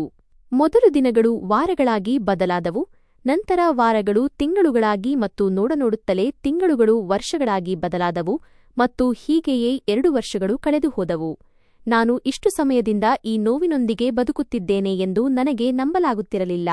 ಈಗ ನನಗೆ ಯಾರ ಮೇಲೆಯೂ ಯಾವುದೇ ನಿರೀಕ್ಷೆ ಉಳಿದಿರಲಿಲ್ಲ, ಯಾವುದೇ ಮನುಷ್ಯನ ಮೇಲಾಗಲಿ ಅಥವಾ ಯಾವುದೇ ಸಂಬಂಧದ ಮೇಲಾಗಲಿ.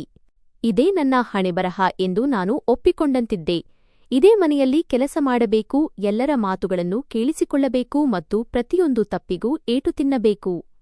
ನಾನು ಒಳಗಿನಿಂದ ಎಷ್ಟು ಕುಸಿದು ಹೋಗಿದ್ದೆ ಎಂದರೆ ಈಗ ನನಗೆ ನೋವು ಕೂಡ ಮೊದಲಿಗಿಂತ ಭಿನ್ನವಾಗಿ ಅನಿಸುತ್ತಿರಲಿಲ್ಲ, ನನ್ನ ಹೃದಯ ಕಲ್ಲಾದಂತೆಯೇ ಆಗಿತ್ತು. ಆದರೂ ಕೆಲವೊಮ್ಮೆ ಒಬ್ಬಂಟಿಯಾಗಿ ಕುಳಿತು ಅಳುತ್ತಿದ್ದಾಗ ನಾನು ಇನ್ನೂ ಜೀವಂತವಾಗಿದ್ದೇನೆ ಎಂದು ಅನ್ನಿಸುತ್ತಿತ್ತು. ನಾನು ನನ್ನನ್ನು ಕನ್ನಡಿಯ ಮುಂದೆ ನೋಡಿಕೊಂಡಾಗ ನನ್ನನ್ನು ನಾನೇ ಗುರುತಿಸಲು ಸಾಧ್ಯವಾಗುತ್ತಿರಲಿಲ್ಲ. ನನ್ನ ಮುಖ ಕಳೆಗುಂದಿತ್ತು. ಕಣ್ಣುಗಳ ಕೆಳಗೆ ಕಪ್ಪು ವರ್ತುಲಗಳಿದ್ದವು. ಕೂದಲು ಹರಡಿಕೊಂಡಿರುತ್ತಿತ್ತು ಮತ್ತು ದೇಹ ಎಷ್ಟು ದುರ್ಬಲವಾಗಿತ್ತು ಎಂದರೆ ನಾನು ಯಾವಾಗ ಬೇಕಾದರೂ ಬಿದ್ದು ಹೋಗಬಹುದು ಎನ್ನುವಂತಿತ್ತು. ನನ್ನನ್ನು ನೋಡಿ ಯಾರೂ ಇವಳು ಒಂದು ಕಾಲದಲ್ಲಿ ನಗುತ್ತಿದ್ದ, ಮಂದಸ್ಮಿತಳಾಗಿದ್ದ ಅದೇ ಹುಡುಗಿ ಎಂದು ಹೇಳಲು ಸಾಧ್ಯವಿರಲಿಲ್ಲ. ಈಗಂತೂ ನನ್ನ ಅಸ್ತಿತ್ವವೇ ಇಲ್ಲವಾಗಿ ಹೋಗಿದೆ ಎಂದು ಅನ್ನಿಸುತ್ತಿತ್ತು. ಈ ಮನೆಯಲ್ಲಿ ನನಗೆ ಯಾವುದೇ ಗೌರವವಿರಲಿಲ್ಲ. ನನ್ನನ್ನು ಒಬ್ಬ ಕೆಲಸದವಳಿಗಿಂತಲೂ ಕೀಳಾಗಿ ಕಾಣಲಾಗುತ್ತಿತ್ತು. ಯಾರೂ ನನ್ನೊಂದಿಗೆ ಪ್ರೀತಿಯಿಂದ ಮಾತನಾಡುತ್ತಿರಲಿಲ್ಲ. ಯಾರೂ ನನ್ನ ತಲೆ ಸವರುತ್ತಿರಲಿಲ್ಲ. ನಾನು ಊಟ ಮಾಡಿದ್ದೇನೋ ಇಲ್ಲವೋ ಎಂದು ಯಾರೂ ಕೇಳುತ್ತಲೂ ಇರಲಿಲ್ಲ. ಎಷ್ಟೋ ಬಾರಿ ನಾನು ಕೆಲಸ ಮಾಡುತ್ತಾ ನಾನೇನಾದರೂ ತಿಂದಿದ್ದೇನೋ ಇಲ್ಲವೋ ಎಂಬುದನ್ನೇ ಮರೆತುಬಿಡುತ್ತಿದ್ದೆ ಮತ್ತು ರಾತ್ರಿ ಹಸಿವಿನಿಂದ ಹೊಟ್ಟೆ ಉರಿಯುತ್ತಿತ್ತು. ಆದರೆ ಇದನ್ನು ಹೇಳಿಕೊಳ್ಳಲು ಯಾರೂ ಇರಲಿಲ್ಲ. ನನ್ನ ಜೀವನ ಕೇವಲ ನೋವು ಮತ್ತು ಕೆಲಸದ ನಡುವೆ ಸಿಕ್ಕಿಹಾಕಿಕೊಂಡಿತ್ತು. ಒಂದು ದಿನ ಬೆಳಿಗ್ಗೆಯಿಂದಲೇ ನಾನು ಸತತವಾಗಿ ಕೆಲಸ ಮಾಡುತ್ತಿದ್ದೆ. ಮೊದಲು ಅಂಗಳವನ್ನು ಸ್ವಚ್ಛಗೊಳಿಸಿದೆ, ನಂತರ ಬಟ್ಟೆ ತೊಳೆದೆ, ಆಮೇಲೆ ಗುಡಿಸಿ ಒರೆಸಿದೆ ಮತ್ತು ನಂತರ ಅಡುಗೆ ಮನೆಯಲ್ಲಿ ಬಂದು ಪಾತ್ರೆ ತೊಳೆಯತೊಡಗಿದೆ. ನನ್ನ ಕೈಗಳು ನೋಯುತ್ತಿದ್ದವು, ಸೊಂಟ ಬಾಗುತ್ತಿತ್ತು ಮತ್ತು ಕಣ್ಣುಗಳಲ್ಲಿ ನಿದ್ದೆಯೂ ಇತ್ತು. ಆದರೆ ನಾನು ನಿಲ್ಲಲು ಸಾಧ್ಯವಿರಲಿಲ್ಲ, ಏಕೆಂದರೆ ಸ್ವಲ್ಪ ಹೊತ್ತು ಕುಳಿತರೂ ನನಗೆ ಬೈಗುಳ ಬೀಳುತ್ತದೆ ಎಂದು ತಿಳಿದಿತ್ತು. ನಾನು ಸ್ವಲ್ಪ ಹೊತ್ತು ಕುಳಿತುಕೊಳ್ಳಲು ಸಮಯ ಸಿಗಲಿ ಎಂದು ಬೇಗ ಪಾತ್ರೆ ತೊಳೆಯುತ್ತಿದ್ದೆ. ಅಷ್ಟರಲ್ಲಿ ಹಿಂದಿನಿಂದ ಏರಿದ ಧ್ವನಿ ಕೇಳಿಸಿತು, ಹರಾಮ್ಖೋರ್, ಕೈ ಬೇಗ ನಡೆಸು, ಇನ್ನೂ ಬಹಳ ಕೆಲಸ ಬಾಕಿಯಿದೆ. ನಾನು ಹೆದರಿ ಹಿಂದೆ ತಿರುಗಿ ನೋಡಿದಾಗ ಚಿಕ್ಕಮ್ಮನ ಕಿರಿಯ ಮಗಳು ನಿಂತಿದ್ದಳು. ಅವಳ ಕಣ್ಣುಗಳಲ್ಲಿ ಕೋಪವಿತ್ತು. ಅವಳು ಹೇಳಿದಳು, ಬೇಗ ಕೆಲಸ ಮುಗಿಸು, ಇದರ ನಂತರ ನನ್ನ ಬಟ್ಟೆಗಳನ್ನು ಇಸ್ತ್ರಿ ಮಾಡಬೇಕು. ನಿನ್ನೆ ನೀನು ಸರಿಯಾಗಿ ಇಸ್ತ್ರಿ ಮಾಡಿರಲಿಲ್ಲ. ಒಂದು ವೇಳೆ ಇವತ್ತು ಕೂಡ ತಪ್ಪಾದರೆ ನಿನ್ನ ಪರಿಸ್ಥಿತಿ ಏನಾಗುತ್ತದೆ ನೋಡು. ಅವಳ ಧ್ವನಿ ಎಷ್ಟು ಕಠಿಣವಾಗಿತ್ತು ಎಂದರೆ ನಾನು ಇನ್ನೂ ಹೆಚ್ಚು ಹೆದರಿದೆ, ಏಕೆಂದರೆ ಅವಳು ಹೇಳಿದ್ದನ್ನು ಮಾಡುತ್ತಾಳೆ ಎಂಬುದು ನನಗೆ ತಿಳಿದಿತ್ತು. ಒಂದು ವೇಳೆ ನನ್ನಿಂದ ಸ್ವಲ್ಪ ತಪ್ಪಾದರೂ ಅವಳು ನನ್ನನ್ನು ಹೊಡೆಯುತ್ತಿದ್ದಳು ಮತ್ತು ಬಹಳ ಕೆಟ್ಟದಾಗಿ ಬೈಯುತ್ತಿದ್ದಳು. ಅದಕ್ಕಾಗಿಯೇ ನಾನು ಇನ್ನೂ ವೇಗವಾಗಿ ಕೆಲಸ ಮಾಡಲು ಶುರುಮಾಡಿದೆ. ನನ್ನ ಕೈಗಳಲ್ಲಿ ಸಬೂನು ಹತ್ತಿತ್ತು ಮತ್ತು ನಾನು ಬೇಗ ಪ್ಲೇಟ್ ತೊಳೆಯುತ್ತಿದ್ದೆ. ಅಷ್ಟರಲ್ಲಿ ಇದ್ದಕ್ಕಿದ್ದಂತೆ ನನ್ನ ಕೈಯಿಂದ ಒಂದು ಪ್ಲೇಟ್ ಜಾರಿತು ಮತ್ತು ನೆಲದ ಮೇಲೆ ಬಿದ್ದು ಜೋರಾಗಿ ಒಡೆಯಿತು. ಆ ಶಬ್ದ ಇಡೀ ಮನೆಯನ್ನು ನಡುಗಿಸಿದಂತಿತ್ತು. ನನ್ನ ಹೃದಯ ತಕ್ಷಣವೇ ಜೋರಾಗಿ ಬಡಿಯಲು ಶುರುಮಾಡಿತು. ನನ್ನ ಕೈಗಳು ನಡುಗತೊಡಗಿದವು. ಈಗ ಏನಾಗಲಿದೆ ಎಂಬುದು ನನಗೆ ತಿಳಿದಿತ್ತು. ನಾನು ತಕ್ಷಣ ಕೆಳಗೆ ಬಾಗಿ ಆ ಒಡೆದ ಚೂರುಗಳನ್ನು ಎತ್ತಲು ಶುರುಮಾಡಿದೆ. ನನ್ನ ಕೈಗಳು ನಡುಗುತ್ತಿದ್ದವು ಮತ್ತು ಕಣ್ಣುಗಳಲ್ಲಿ ಭಯ ಸ್ಪಷ್ಟವಾಗಿ ಕಾಣುತ್ತಿತ್ತು. ಅಷ್ಟರಲ್ಲಿ ಚಿಕ್ಕಮ್ಮ ಕೋಪದಿಂದ ಕೂಗುತ್ತಾ ಅಡುಗೆ ಮನೆಗೆ ಬಂದರು. ಅವರ ಕೈಯಲ್ಲಿ ಲಟ್ಟಣಿಗೆ ಇತ್ತು ಮತ್ತು ಅವರ ಮುಖ ಕೋಪದಿಂದ ಕೆಂಪಾಗಿತ್ತು. ಅವರು ಬಂದ ತಕ್ಷಣ ಕೇಳಿದರು, ಅಪಶಕುನದವಳೇ ಮನಹೂಸ್, ಈಗ ನನ್ನದೇನೂ ಒಡೆದು ಹಾಕಿದೆ. ಅವರ ಧ್ವನಿ ಎಷ್ಟು ಜೋರಾಗಿತ್ತು ಎಂದರೆ ನಾನು ಹೆದರಿಕೆಯಿಂದ ನಡುಗತೊಡಗಿದೆ. ಅವನು ಮೆಲ್ಲನೆ ಹೇಳಿದ, ನೀನು ಯಾಕೆ ಒಳಗಡೆ ಹೋಗುತ್ತಿಲ್ಲ? ಇಷ್ಟು ಚಳಿಯಲ್ಲಿ ಹೊರಗೆ ಕುಳಿತುಕೊಳ್ಳುವುದು ಸರಿಯಲ್ಲ. ನಾನು ಸುಮ್ಮನೆ ಅವನನ್ನೇ ನೋಡುತ್ತಾ ಉಳಿದೆ. ನಂತರ ನಿಧಾನವಾಗಿ ತಲೆ ತಗ್ಗಿಸಿದೆ ಮತ್ತು ತುಂಬಾ ಕಷ್ಟಪಟ್ಟು ಹೇಳಿದೆ, ನನ್ನನ್ನು ಒಳಗೆ ಹೋಗಲು ಬಿಡಲಿಲ್ಲ. ನನ್ನ ಧ್ವನಿ ತುಂಬಾ ಕ್ಷೀಣವಾಗಿತ್ತು, ಆದರೆ ಅವನು ಅದನ್ನು ಕೇಳಿಸಿಕೊಂಡನು. ಅವನು ಸ್ವಲ್ಪ ಹೊತ್ತು ನನ್ನನ್ನೇ ನೋಡಿದನು, ಬಹುಶಃ ಎಲ್ಲವನ್ನೂ ಅರ್ಥಮಾಡಿಕೊಳ್ಳಲು ಪ್ರಯತ್ನಿಸುತ್ತಿರಬಹುದು. ನಂತರ ಅವನು ಅಂದನು, ಇದು ಹೇಗೆ ಸಾಧ್ಯ? ಯಾರಾದರೂ ನಿನ್ನನ್ನು ಈ ಸ್ಥಿತಿಯಲ್ಲಿ ಹೀಗೆ ಹೊರಗೆ ಹೇಗೆ ಬಿಡಬಹುದು? ಅವನ ಮಾತು ಕೇಳಿ ನನ್ನ ಹೃದಯದಲ್ಲಿ ಮತ್ತೆ ನೋವು ಉಂಟಾಯಿತು, ಏಕೆಂದರೆ ಇದೇ ನನ್ನ ನಿಜವಾದ ಸತ್ಯವಾಗಿತ್ತು. ಯಾರೋ ನನ್ನನ್ನು ಹೊರಗೆ ಕೈಬಿಟ್ಟಿದ್ದರೂ ನಾನು ಏನನ್ನೂ ಹೇಳಲಿಲ್ಲ, ಸುಮ್ಮನೆ ಮೌನವಾಗಿದ್ದೆ. ಅವನು ಸುತ್ತಲೂ ನೋಡಿದನು. ನಂತರ ನನ್ನ ಕಡೆಗೆ ಬಾಗಿ ಹೇಳಿದ, ನಡಿ, ಏಳು. ಇಲ್ಲಿ ಕುಳಿತುಕೊಳ್ಳಬೇಡ. ನಿನಗೆ ಹುಷಾರಿಲ್ಲದಂತಾಗುತ್ತದೆ. ಅವನು ನನ್ನ ಕೈ ಹಿಡಿಯಲು ಪ್ರಯತ್ನಿಸಿದಾಗ ನಾನು ಹೆದರಿ ಸ್ವಲ್ಪ ಹಿಂದೆ ಸರಿದೆ. ನನಗೆ ಭಯವಿತ್ತು, ಎಲ್ಲಿ ಅವನು ಕೂಡ ನನಗೆ ಹಾನಿ ಮಾಡುತ್ತಾನೋ ಎಂದು, ಏಕೆಂದರೆ ಇದುವರೆಗೆ ಎಲ್ಲರೂ ನನ್ನೊಂದಿಗೆ ಕೆಟ್ಟದಾಗಿಯೇ ನಡೆದುಕೊಳ್ಳುವುದನ್ನು ನಾನು ನೋಡಿದ್ದೆ. ಅವನು ನನ್ನ ಭಯವನ್ನು ಅರ್ಥಮಾಡಿಕೊಂಡನು ಮತ್ತು ಮೆಲ್ಲನೆ ಹೇಳಿದ, ಹೆದರಬೇಡ, ನಾನು ಸಮೀರ್. ನನ್ನನ್ನು ಸರಿಯಾಗಿ ನೋಡು ಮತ್ತು ಗುರುತಿಸು. ನಾನು ಅವನನ್ನು ನೋಡಿದಾಗ ಅವನು ನನ್ನ ಪತಿಯೇ ಆಗಿದ್ದನು. ನಂತರ ಅವನು ಅಂದನು, ನಾನು ನಿನಗೆ ಏನೂ ಮಾಡುವುದಿಲ್ಲ, ಬಸ್ ಇಲ್ಲೇ ಕುಳಿತುಕೊಳ್ಳುವುದು ಸರಿಯಲ್ಲ. ಅವನ ಧ್ವನಿಯಲ್ಲಿ ಅದೆಷ್ಟು ಸತ್ಯವಿತ್ತೆಂದರೆ ನಾನು ಕೆಲವು ಕ್ಷಣಗಳ ಕಾಲ ಶಾಂತಳಾದೆ. ನಾನು ನಿಧಾನವಾಗಿ ಅವನ ಕೈ ಹಿಡಿದೆ. ನನ್ನ ಕೈ ತುಂಬಾ ತಣ್ಣಗಿತ್ತು ಮತ್ತು ನಡುಗುತ್ತಿತ್ತು. ಅವನು ನನಗೆ ಆಸರೆ ನೀಡಿ ಎಬ್ಬಿಸಿದನು. ನನ್ನ ಕಾಲುಗಳು ಮರಗಟ್ಟಿದ್ದವು, ಹಾಗಾಗಿ ನಿಲ್ಲುವುದು ಕೂಡ ಕಷ್ಟವಾಗುತ್ತಿತ್ತು. ನಾನು ತೂರಾಡಿದಾಗ ಅವನು ತಕ್ಷಣ ನನ್ನನ್ನು ಹಿಡಿದುಕೊಂಡನು. ಅವನ ಈ ವರ್ತನೆಯಿಂದ ನನ್ನ ಹೃದಯದಲ್ಲಿ ಒಂದು ವಿಚಿತ್ರವಾದ ಭಾವನೆ ಉಂಟಾಯಿತು. ಯಾರೋ ನನ್ನವರು ನನಗೆ ಆಸರೆಯಾಗುತ್ತಿದ್ದಾರೆ ಎಂದು ಅನಿಸಿತು. ಅವನು ನನ್ನನ್ನು ನಿಧಾನವಾಗಿ ಹತ್ತಿರದ ಮೆಟ್ಟಿಲುಗಳವರೆಗೆ ಕರೆದುಕೊಂಡು ಹೋಗಿ ಕುಳ್ಳಿರಿಸಿದನು. ಅವನು ಮತ್ತೆ ಕೇಳಿದ, ನಿನ್ನ ಮನೆ ಇದೇನಾ? ನಾನು ಮೆಲ್ಲನೆ ತಲೆಯಾಡಿಸಿದೆ. ಅವನು ಬಾಗಿಲಿನ ಕಡೆಗೆ ನೋಡಿದ ಮತ್ತು ನಂತರ ಅಂದನು, ಯಾರಾದರೂ ನಿನ್ನನ್ನು ನಿಜವಾಗಿಯೂ ಹೊರಗೆ ಹಾಕಿದ್ದಾರಾ? ನಾನು ಕಣ್ಣಲ್ಲಿ ನೀರು ತುಂಬಿಕೊಂಡು ತಲೆ ತಗ್ಗಿಸಿದೆ ಮತ್ತು ಹೌದು ಎಂದೆ. ಅವನು ದೀರ್ಘವಾಗಿ ಉಸಿರು ಬಿಟ್ಟನು ಮತ್ತು ಕೆಲವು ಕ್ಷಣಗಳ ಕಾಲ ಮೌನವಾದನು, ಏನೋ ಯೋಚಿಸುತ್ತಿರುವಂತಿದ್ದನು. ನಂತರ ಅವನು ಹೇಳಿದ, ನೀನು ಈ ಚಳಿಯಲ್ಲಿ ಇಲ್ಲಿ ಇರಲು ಸಾಧ್ಯವಿಲ್ಲ. ಇದು ಸರಿಯಲ್ಲ. ಅವನು ಸ್ವಲ್ಪ ಹೊತ್ತು ಯೋಚಿಸಿ ನಂತರ ಹೇಳಿದ, ನಿನಗೆ ಇಷ್ಟವಿದ್ದರೆ ನಾನು ನಿನ್ನನ್ನು ಇಲ್ಲಿಂದ ಬೇರೆ ಕಡೆಗೆ ಕರೆದುಕೊಂಡು ಹೋಗಬಲ್ಲೆ, ಅಲ್ಲಿ ನೀನು ಸುರಕ್ಷಿತವಾಗಿರಬಹುದು. ಅವನ ಈ ಮಾತನ್ನು ಕೇಳಿ ನಾನು ದಂಗಾಗಿ ಹೋದೆ. ನನಗೆ ಏನು ಮಾಡಬೇಕೆಂದು ತೋಚುತ್ತಿರಲಿಲ್ಲ. ನನ್ನ ಮುಂದೆ ಮೊದಲ ಬಾರಿಗೆ ಒಂದು ದಾರಿ ತೆರೆಯುತ್ತಿತ್ತು, ಆದರೆ ಇದು ಕೂಡ ಯಾವುದಾದರೂ ಮೋಸವಾಗಿರಬಹುದೇ ಎಂಬ ಭಯವೂ ಕಾಡುತ್ತಿತ್ತು. ನನ್ನ ಹೃದಯ ಭಯ ಮತ್ತು ಭರವಸೆಯ ನಡುವೆ ಸಿಲುಕಿಕೊಂಡಿತ್ತು. ನಾನು ಅವನ ಕಡೆಗೆ ನೋಡುತ್ತಾ ಯೋಚಿಸುತ್ತಿದ್ದೆ, ಇವನನ್ನು ನಂಬಬಹುದೇ ಅಥವಾ ಬೇಡವೇ ಎಂದು. ನನ್ನ ಕಣ್ಣುಗಳಲ್ಲಿ ನೀರಿತ್ತು ಮತ್ತು ಹೃದಯ ಜೋರಾಗಿ ಬಡಿದುಕೊಳ್ಳುತ್ತಿತ್ತು. ಬಹುಶಃ ಇದು ನನ್ನ ಜೀವನದ ಒಂದು ಮರುಪರಿಚಯ ಅಥವಾ ತಿರುವು ಅನಿಸುತ್ತಿತ್ತು. ಇಲ್ಲಿಂದ ಎಲ್ಲವೂ ಬದಲಾಗಬಹುದು ಅಥವಾ ಇನ್ನೂ ಕೆಟ್ಟದಾಗಬಹುದು. ನನಗೆ ಏನೂ ಅರ್ಥವಾಗುತ್ತಿರಲಿಲ್ಲ, ಆದರೆ ಒಂದು ವಿಷಯವಂತೂ ಸ್ಪಷ್ಟವಾಗಿತ್ತು. ಒಂದು ವೇಳೆ ನಾನು ಇಲ್ಲೇ ಉಳಿದರೆ ನನ್ನ ಸ್ಥಿತಿ ಇನ್ನೂ ಹದಗೆಡುತ್ತದೆ ಎಂದು ತಿಳಿದಿತ್ತು. ನನ್ನ ದೇಹವನ್ನು ಮರಗಟ್ಟಿಸುತ್ತಿದ್ದ ಆ ತಣ್ಣನೆಯ ಗಾಳಿಯನ್ನು ನಾನು ಮತ್ತೆ ಅನುಭವಿಸುತ್ತಿದ್ದೆ ಮತ್ತು ನನ್ನೊಳಗೆ ನನಗಾಗಿ ಕೇವಲ ನೋವು ಮತ್ತು ಅವಮಾನ ಮಾತ್ರ ಇದೆ ಎಂಬುದು ನೆನಪಾಗುತ್ತಿತ್ತು. ನಾನು ಕೆಲವು ಕ್ಷಣಗಳ ಕಾಲ ಮೌನವಾಗಿದ್ದೆ. ನಂತರ ಮೆಲ್ಲನೆ ಅವನ ಕಡೆಗೆ ನೋಡಿ ತುಂಬಾ ಕ್ಷೀಣ ಧ್ವನಿಯಲ್ಲಿ ಹೇಳಿದೆ, ನನ್ನನ್ನು ಇಲ್ಲಿಂದ ಕರೆದುಕೊಂಡು ಹೋಗಿ. ನನ್ನ ಧ್ವನಿಯಲ್ಲಿ ಭಯವೂ ಇತ್ತು ಮತ್ತು ಭರವಸೆಯೂ ಇತ್ತು. ಅವನು ನನ್ನ ಮಾತನ್ನು ಕೇಳಿದ ಮತ್ತು ಮೆಲ್ಲನೆ ತಲೆಯಾಡಿಸಿದನು. ನಂತರ ಅವನು ನನ್ನನ್ನು ಸಂಭಾಳಿಸುತ್ತಾ ಎಬ್ಬಿಸಿದನು ಮತ್ತು ಮನೆಯೊಳಗೆ ಹೋಗಲು ಬಾಗಿಲು ತೆರೆದನು. ಆದರೆ ನನ್ನ ಹೃದಯದಲ್ಲಿ ಒಂದು ಪುಟ್ಟ ಭರವಸೆ ಮೂಡಿತ್ತು, ಬಹುಶಃ ಈಗ ನನ್ನ ಜೀವನ ಬದಲಾಗಬಹುದು. ಇದುವರೆಗೆ ನಾನು ಅನುಭವಿಸಿದ ಆ ನೋವನ್ನು ಇನ್ನು ಮುಂದೆ ಅನುಭವಿಸಬೇಕಾಗಿಲ್ಲದಿರಬಹುದು. ಆ ಕ್ಷಣದಲ್ಲಿ ಮೊದಲ ಬಾರಿಗೆ ದೇವರೇ ನನ್ನ ಪ್ರಾರ್ಥನೆಯನ್ನು ಕೇಳಿದ್ದಾನೆ ಮತ್ತು ಈ ಕತ್ತಲೆಯಿಂದ ನನ್ನನ್ನು ಹೊರಗೆ ತರಲು ಒಂದು ದಾರಿಯನ್ನು ಕಳುಹಿಸಿದ್ದಾನೆ ಎಂದು ಅನಿಸಿತು. ಅವನು ನನ್ನನ್ನು ಗಮನವಿಟ್ಟು ನೋಡಿದನು ಮತ್ತು ಅವನ ಕಣ್ಣುಗಳಲ್ಲಿ ಆಶ್ಚರ್ಯದ ಜೊತೆಗೆ ನೋವು ಕೂಡ ಸ್ಪಷ್ಟವಾಗಿ ಕಾಣುತ್ತಿತ್ತು. ಅವನು ಮೆಲ್ಲನೆ ಹೇಳಿದ, ಇವರು ನಿನ್ನ ಸ್ಥಿತಿಯನ್ನು ಹೀಗೆ ಮಾಡಿದ್ದಾರಾ? ನಿನಗೆ ಸರಿಯಾಗಿ ನಿಲ್ಲಲು ಕೂಡ ಸಾಧ್ಯವಾಗುತ್ತಿಲ್ಲ. ಅವನು ನನಗೆ ನಿಧಾನವಾಗಿ ಆಸರೆ ನೀಡಿದನು. ಅವನ ಕೈಗಳಲ್ಲಿ ಬಲವಿತ್ತು, ಆದರೆ ಆ ಹಿಡಿತದಲ್ಲಿ ಮೃದುತ್ವವಿತ್ತು. ನಾನು ಬಿದ್ದು ಹೋಗದಂತೆ ಕಾಪಾಡಬೇಕೆಂಬ ಆಸೆಯಲ್ಲಿತ್ತು. ನಾನು ಅವನ ಆಸರೆಯಲ್ಲಿ ಎದ್ದು ನಿಂತೆ ಮತ್ತು ಅವನು ನನ್ನನ್ನು ಸಂಭಾಳಿಸುತ್ತಾ ಮನೆಯ ಒಳಗಿನ ಹಾಲ್ವರೆಗೆ ಕರೆತಂದನು. ಬಾಗಿಲು ತೆರೆದ ತಕ್ಷಣ ಒಳಗಿನಿಂದ ಶಬ್ದ ಕೇಳಿಸಿತು ಮತ್ತು ಬಾಗಿಲ ಸದ್ದನ್ನು ಕೇಳಿ ಅವನು ಮೆಲ್ಲಗೆ ಕೇಳಿದನು, ನೀನು ಒಳಗಡೆ ಏಕೆ ಹೋಗುವುದಿಲ್ಲ? ಇಷ್ಟು ಚಳಿಯಲ್ಲಿ ಹೊರಗೆ ಕುಳಿತುಕೊಳ್ಳುವುದು ಸರಿಯಲ್ಲ. ನಾನು ಅವನ ಕಡೆಗೆ ನೋಡುತ್ತಲೇ ಇದ್ದೆ. ನಂತರ ಮೆಲ್ಲಗೆ ತಲೆ ತಗ್ಗಿಸಿ ಬಹಳ ಕಷ್ಟಪಟ್ಟು ಹೇಳಿದೆ, ನನ್ನನ್ನು ಒಳಗಡೆ ಹೋಗಲು ಬಿಡಲಿಲ್ಲ. ನನ್ನ ಧ್ವನಿ ಬಹಳ ಕ್ಷೀಣವಾಗಿತ್ತು, ಆದರೆ ಅವನು ಕೇಳಿಸಿಕೊಂಡನು. ಅವನು ಸ್ವಲ್ಪ ಸಮಯದವರೆಗೆ ನನ್ನನ್ನು ನೋಡಿದನು. ಬಹುಶಃ ಅವನು ಇದೆಲ್ಲವನ್ನೂ ಅರ್ಥಮಾಡಿಕೊಳ್ಳಲು ಪ್ರಯತ್ನಿಸುತ್ತಿದ್ದನು. ನಂತರ ಅವನು ಹೇಳಿದನು, ಇದು ಹೇಗೆ ಸಾಧ್ಯ? ಯಾರಾದರೂ ನಿನ್ನನ್ನು ಈ ಸ್ಥಿತಿಯಲ್ಲಿ ಹೇಗೆ ಹೊರಗೆ ಬಿಡಲು ಸಾಧ್ಯ?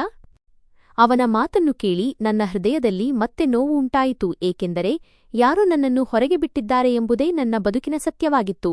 ನಾನು ಏನನ್ನೂ ಹೇಳಲಿಲ್ಲ, ಸುಮ್ಮನೆ ಮೌನವಾಗಿದ್ದೆ. ಅವನು ಸುತ್ತಲೂ ನೋಡಿದನು. ನಂತರ ನನ್ನ ಕಡೆಗೆ ಬಾಗಿ ಹೇಳಿದನು, ನಡೆ, ಏಳು, ಇಲ್ಲಿ ಕುಳಿತುಕೊಳ್ಳಬೇಡ, ನಿನಗೆ ಹುಷಾರಿಲ್ಲದಂತಾಗುತ್ತದೆ. ಅವನು ನನ್ನ ಕೈ ಹಿಡಿಯಲು ಪ್ರಯತ್ನಿಸಿದಾಗ ನಾನು ಹೆದರಿ ಸ್ವಲ್ಪ ಹಿಂದೆ ಸರಿದೆ. ಅವನೇನಾದರೂ ನನಗೆ ಹಾನಿ ಮಾಡಬಹುದೇ ಎಂಬ ಭಯ ನನಗಿತ್ತು, ಏಕೆಂದರೆ ಇಲ್ಲಿಯವರೆಗೆ ಪ್ರತಿಯೊಬ್ಬರೂ ನನ್ನೊಂದಿಗೆ ಕೆಟ್ಟದ್ದನ್ನೇ ಮಾಡುತ್ತಿರುವುದನ್ನು ನಾನು ನೋಡಿದ್ದೆ. ಅವನು ನನ್ನ ಭಯವನ್ನು ಅರ್ಥಮಾಡಿಕೊಂಡನು ಮತ್ತು ಮೆಲ್ಲಗೆ ಹೇಳಿದನು, ಹೆದರಬೇಡ, ನಾನು ಸಮೀರ್. ನನ್ನನ್ನು ಸರಿಯಾಗಿ ನೋಡು ಮತ್ತು ಗುರುತಿಸು.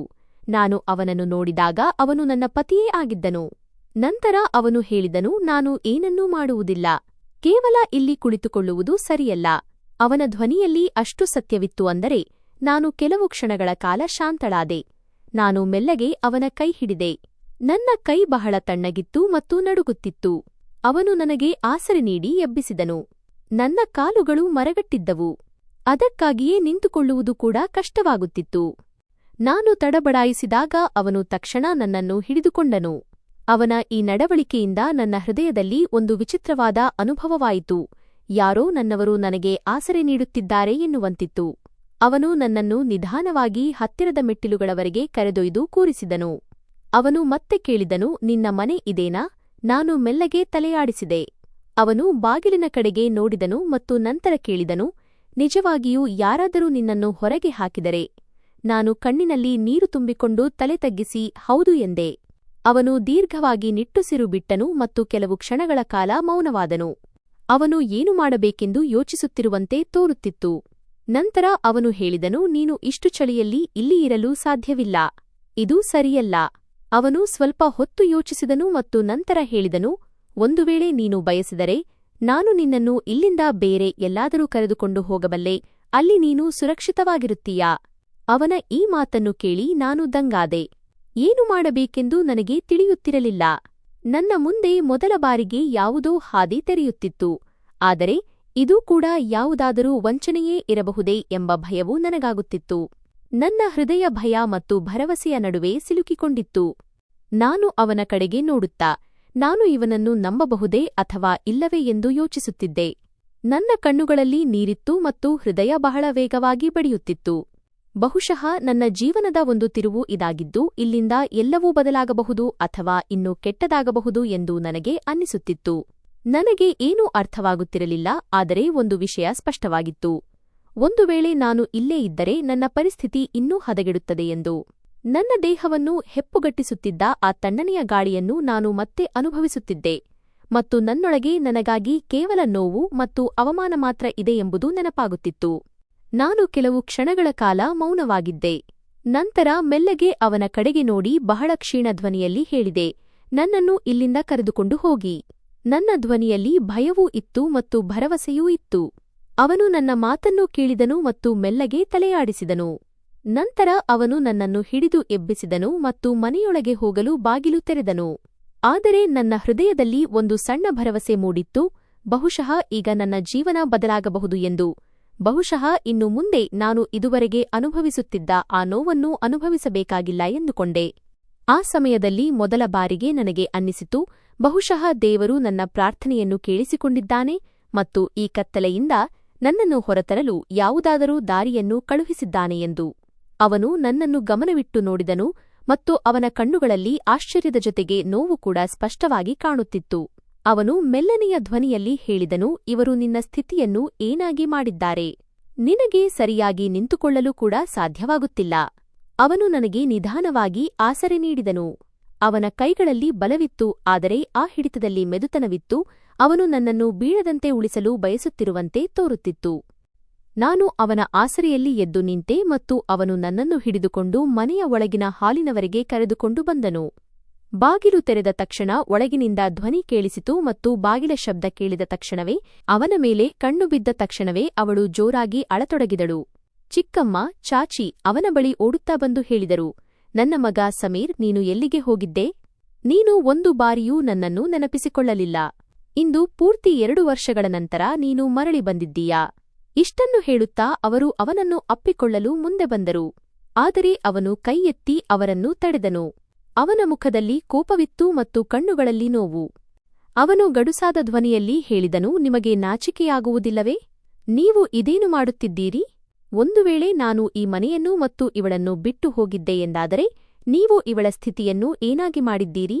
ಅವನು ನನ್ನ ಕಡೆಗೆ ಕೈ ತೋರಿಸಿ ಹೇಳಿದನು, ಇವಳೊಳಗೆ ಸರಿಯಾಗಿ ನಿಂತುಕೊಳ್ಳುವಷ್ಟು ಕೂಡ ಜೀವ ಉಳಿದಿಲ್ಲ. ಅವನ ಧ್ವನಿ ನಡುಗುತ್ತಿತ್ತು. ಬಹುಶಃ ಅವನಿಗೆ ತನ್ನ ಕೃತ್ಯದ ಬಗ್ಗೆ ಪಶ್ಚಾತ್ತಾಪವಾಗುತ್ತಿತ್ತು. ಅವನು ಮುಂದೆ ಹೇಳಿದನು, ನನ್ನದು ತಪ್ಪಿತ್ತು. ಒಂದು ವೇಳೆ ನಾನು ಮದುವೆಯಾಗಿದ್ದೆಯೆಂದರೆ ಅದನ್ನು ನಿಭಾಯಿಸಬೇಕಿತ್ತು. ಆದರೆ ನಾನು ನನ್ನ ಕೋಪದಲ್ಲಿ ಎಷ್ಟು ಕುರುಡಾಗಿದ್ದೆ ಎಂದರೆ ಏನನ್ನೂ ಯೋಚಿಸದೆ ಈ ಮನೆಯನ್ನು ಬಿಟ್ಟು ಹೋಗಿದ್ದೆ. ಆದರೆ ನೀವು ಏಕೆ ಹೀಗೆ ಮಾಡಿದಿರಿ? ಇವಳು ನಿಮಗೆ ಏನು ತೊಂದರೆ ಕೊಟ್ಟಿದ್ದಳು? ನಿಮ್ಮ ಹೃದಯದಲ್ಲಿ ಇವಳ ಬಗ್ಗೆ ಅಲ್ಪವೂ ಕರುಣೆ ಬರಲಿಲ್ಲವೇ? ಅವನ ಪ್ರತಿಯೊಂದು ಮಾತನ್ನು ಕೇಳಿ ಹಾಲಿನಲ್ಲಿ ಸ್ಮಶಾನ ಮೌನ ಆವರಿಸಿತು. ಯಾರ ಬಳಿಯೂ ಉತ್ತರವಿರಲಿಲ್ಲ. ನಂತರ ಅವನು ಮೆಲ್ಲಗೆ ಕಣ್ಣುಗಳನ್ನು ತಗ್ಗಿಸಿ ಹೇಳಿದನು, ನಾನು ಈ ಮನೆಯಿಂದ ಹೋದ ದಿನವೇ ದಾರಿಯಲ್ಲಿ ಒಂದು ಅಪಘಾತವಾಯಿತು. ಒಬ್ಬ ಪುಟ್ಟ ಮಗುವಿನ ಆಕ್ಸಿಡೆಂಟ್ ಆಯಿತು ಮತ್ತು ಆ ಕೇಸಿನಲ್ಲಿ ನನಗೆ ಶಿಕ್ಷೆಯಾಯಿತು. ನಾನು 2 ವರ್ಷ ಜೈಲಿನಲ್ಲಿ ಇರಬೇಕಾಯಿತು. ಆಗಸ್ಟ್ 2 ವರ್ಷಗಳಲ್ಲಿ ನಾನು ಪ್ರತಿದಿನ ಯೋಚಿಸುತ್ತಿದ್ದೆ, ನಾನು ಏನು ಮಾಡಿದೆ ಎಂದು. ಈಗಾಗಲೇ ಒಬ್ಬಂಟಿಯಾಗಿದ್ದ ಮತ್ತು ನನ್ನ ಆಸರೆಯ ಅಗತ್ಯವಿದ್ದ ಒಬ್ಬ ಹುಡುಗಿಯನ್ನು ನಾನು ಬಿಟ್ಟು ಬಂದಿದ್ದೆ.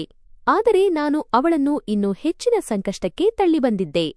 ಬಹುಶಃ ಇದೇ ಕಾರಣಕ್ಕಾಗಿ ನಾನು ಇದೆಲ್ಲವನ್ನೂ ಅನುಭವಿಸಬೇಕಾಯಿತು. ಅವನ ಮಾತನ್ನು ಕೇಳಿ ಎಲ್ಲರ ಕಣ್ಣುಗಳೂ ತಗ್ಗಿಹೋದವು.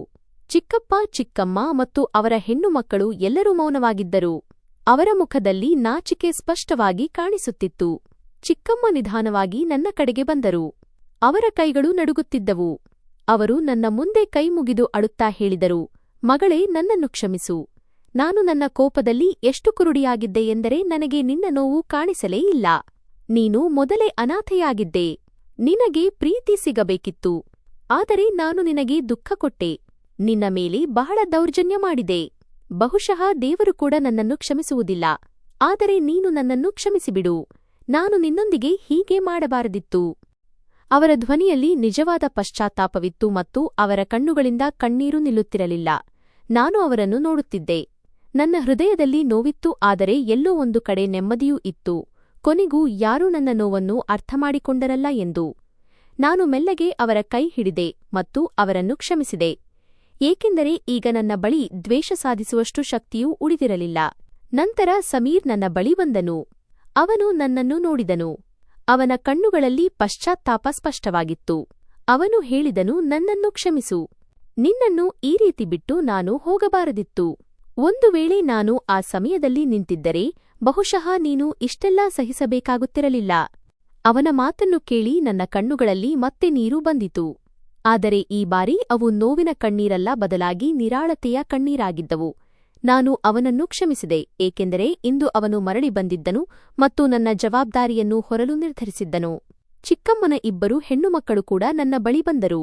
ಅವರು ಕೂಡ ನನ್ನ ಕ್ಷಮೆಯಾಚಿಸಿದರು ಮತ್ತು ಇನ್ನು ಮುಂದೆ ನನಗೆ ಎಂದಿಗೂ ತೊಂದರೆ ಕೊಡುವುದಿಲ್ಲ ಹಾಗೂ ನನ್ನನ್ನು ತಮ್ಮ ಸಹೋದರಿಯಂತೆ ನೋಡಿಕೊಳ್ಳುತ್ತೇವೆ ಎಂದು ಹೇಳಿದರು. ಆ ದಿನದ ನಂತರ ಎಲ್ಲವೂ ನಿಧಾನವಾಗಿ ಬದಲಾಗತೊಡಗಿತು. ಮನೆಯ ವಾತಾವರಣ ಬದಲಾಯಿತು. ಜನರ ನಡವಳಿಕೆ ಬದಲಾಯಿತು. ಈಗ ಯಾರೂ ನನ್ನೊಂದಿಗೆ ಏರಿದ ಧ್ವನಿಯಲ್ಲಿ ಮಾತನಾಡುತ್ತಿರಲಿಲ್ಲ. ಯಾರೂ ನನಗೆ ಚುಚ್ಚುಮಾತುಗಳನ್ನು ಆಡುತ್ತಿರಲಿಲ್ಲ. ಈಗ ನನಗೆ ಕೆಲಸದಲ್ಲಿ ಸಹಾಯ ಸಿಗುತ್ತಿತ್ತು. ಮತ್ತು ಎಲ್ಲಕ್ಕಿಂತ ದೊಡ್ಡ ವಿಷಯವೆಂದರೆ ಈಗ ನನ್ನನ್ನು ಮನುಷ್ಯಳೆಂದು ಪರಿಗಣಿಸಲಾಗುತ್ತಿತ್ತು. ಸಮೀರ್ ಪ್ರತಿ ಕ್ಷಣವೂ ನನ್ನ ಕಾಳಜಿ ವಹಿಸುತ್ತಿದ್ದನು. ನನಗೆ ಔಷಧಿ ಕೊಡುತ್ತಿದ್ದನು. ನನ್ನ ಗಾಯಗಳಿಗೆ ಮುಲಾಮು ಹಚ್ಚುತ್ತಿದ್ದನು ಮತ್ತು ನನ್ನನ್ನು ಸಮಾಧಾನಪಡಿಸುತ್ತಿದ್ದನು. ನಿಧಾನವಾಗಿ ನನ್ನ ಆರೋಗ್ಯ ಸುಧಾರಿಸತೊಡಗಿತು. ನನ್ನ ಮುಖದಲ್ಲಿ ಮತ್ತೆ ಸ್ವಲ್ಪ ಕಳೆ ಬರತೊಡಗಿತು ಮತ್ತು ನನ್ನ ಹೃದಯದಲ್ಲಿ ಹೊಸ ಭರವಸೆ ಮೂಡತೊಡಗಿತು.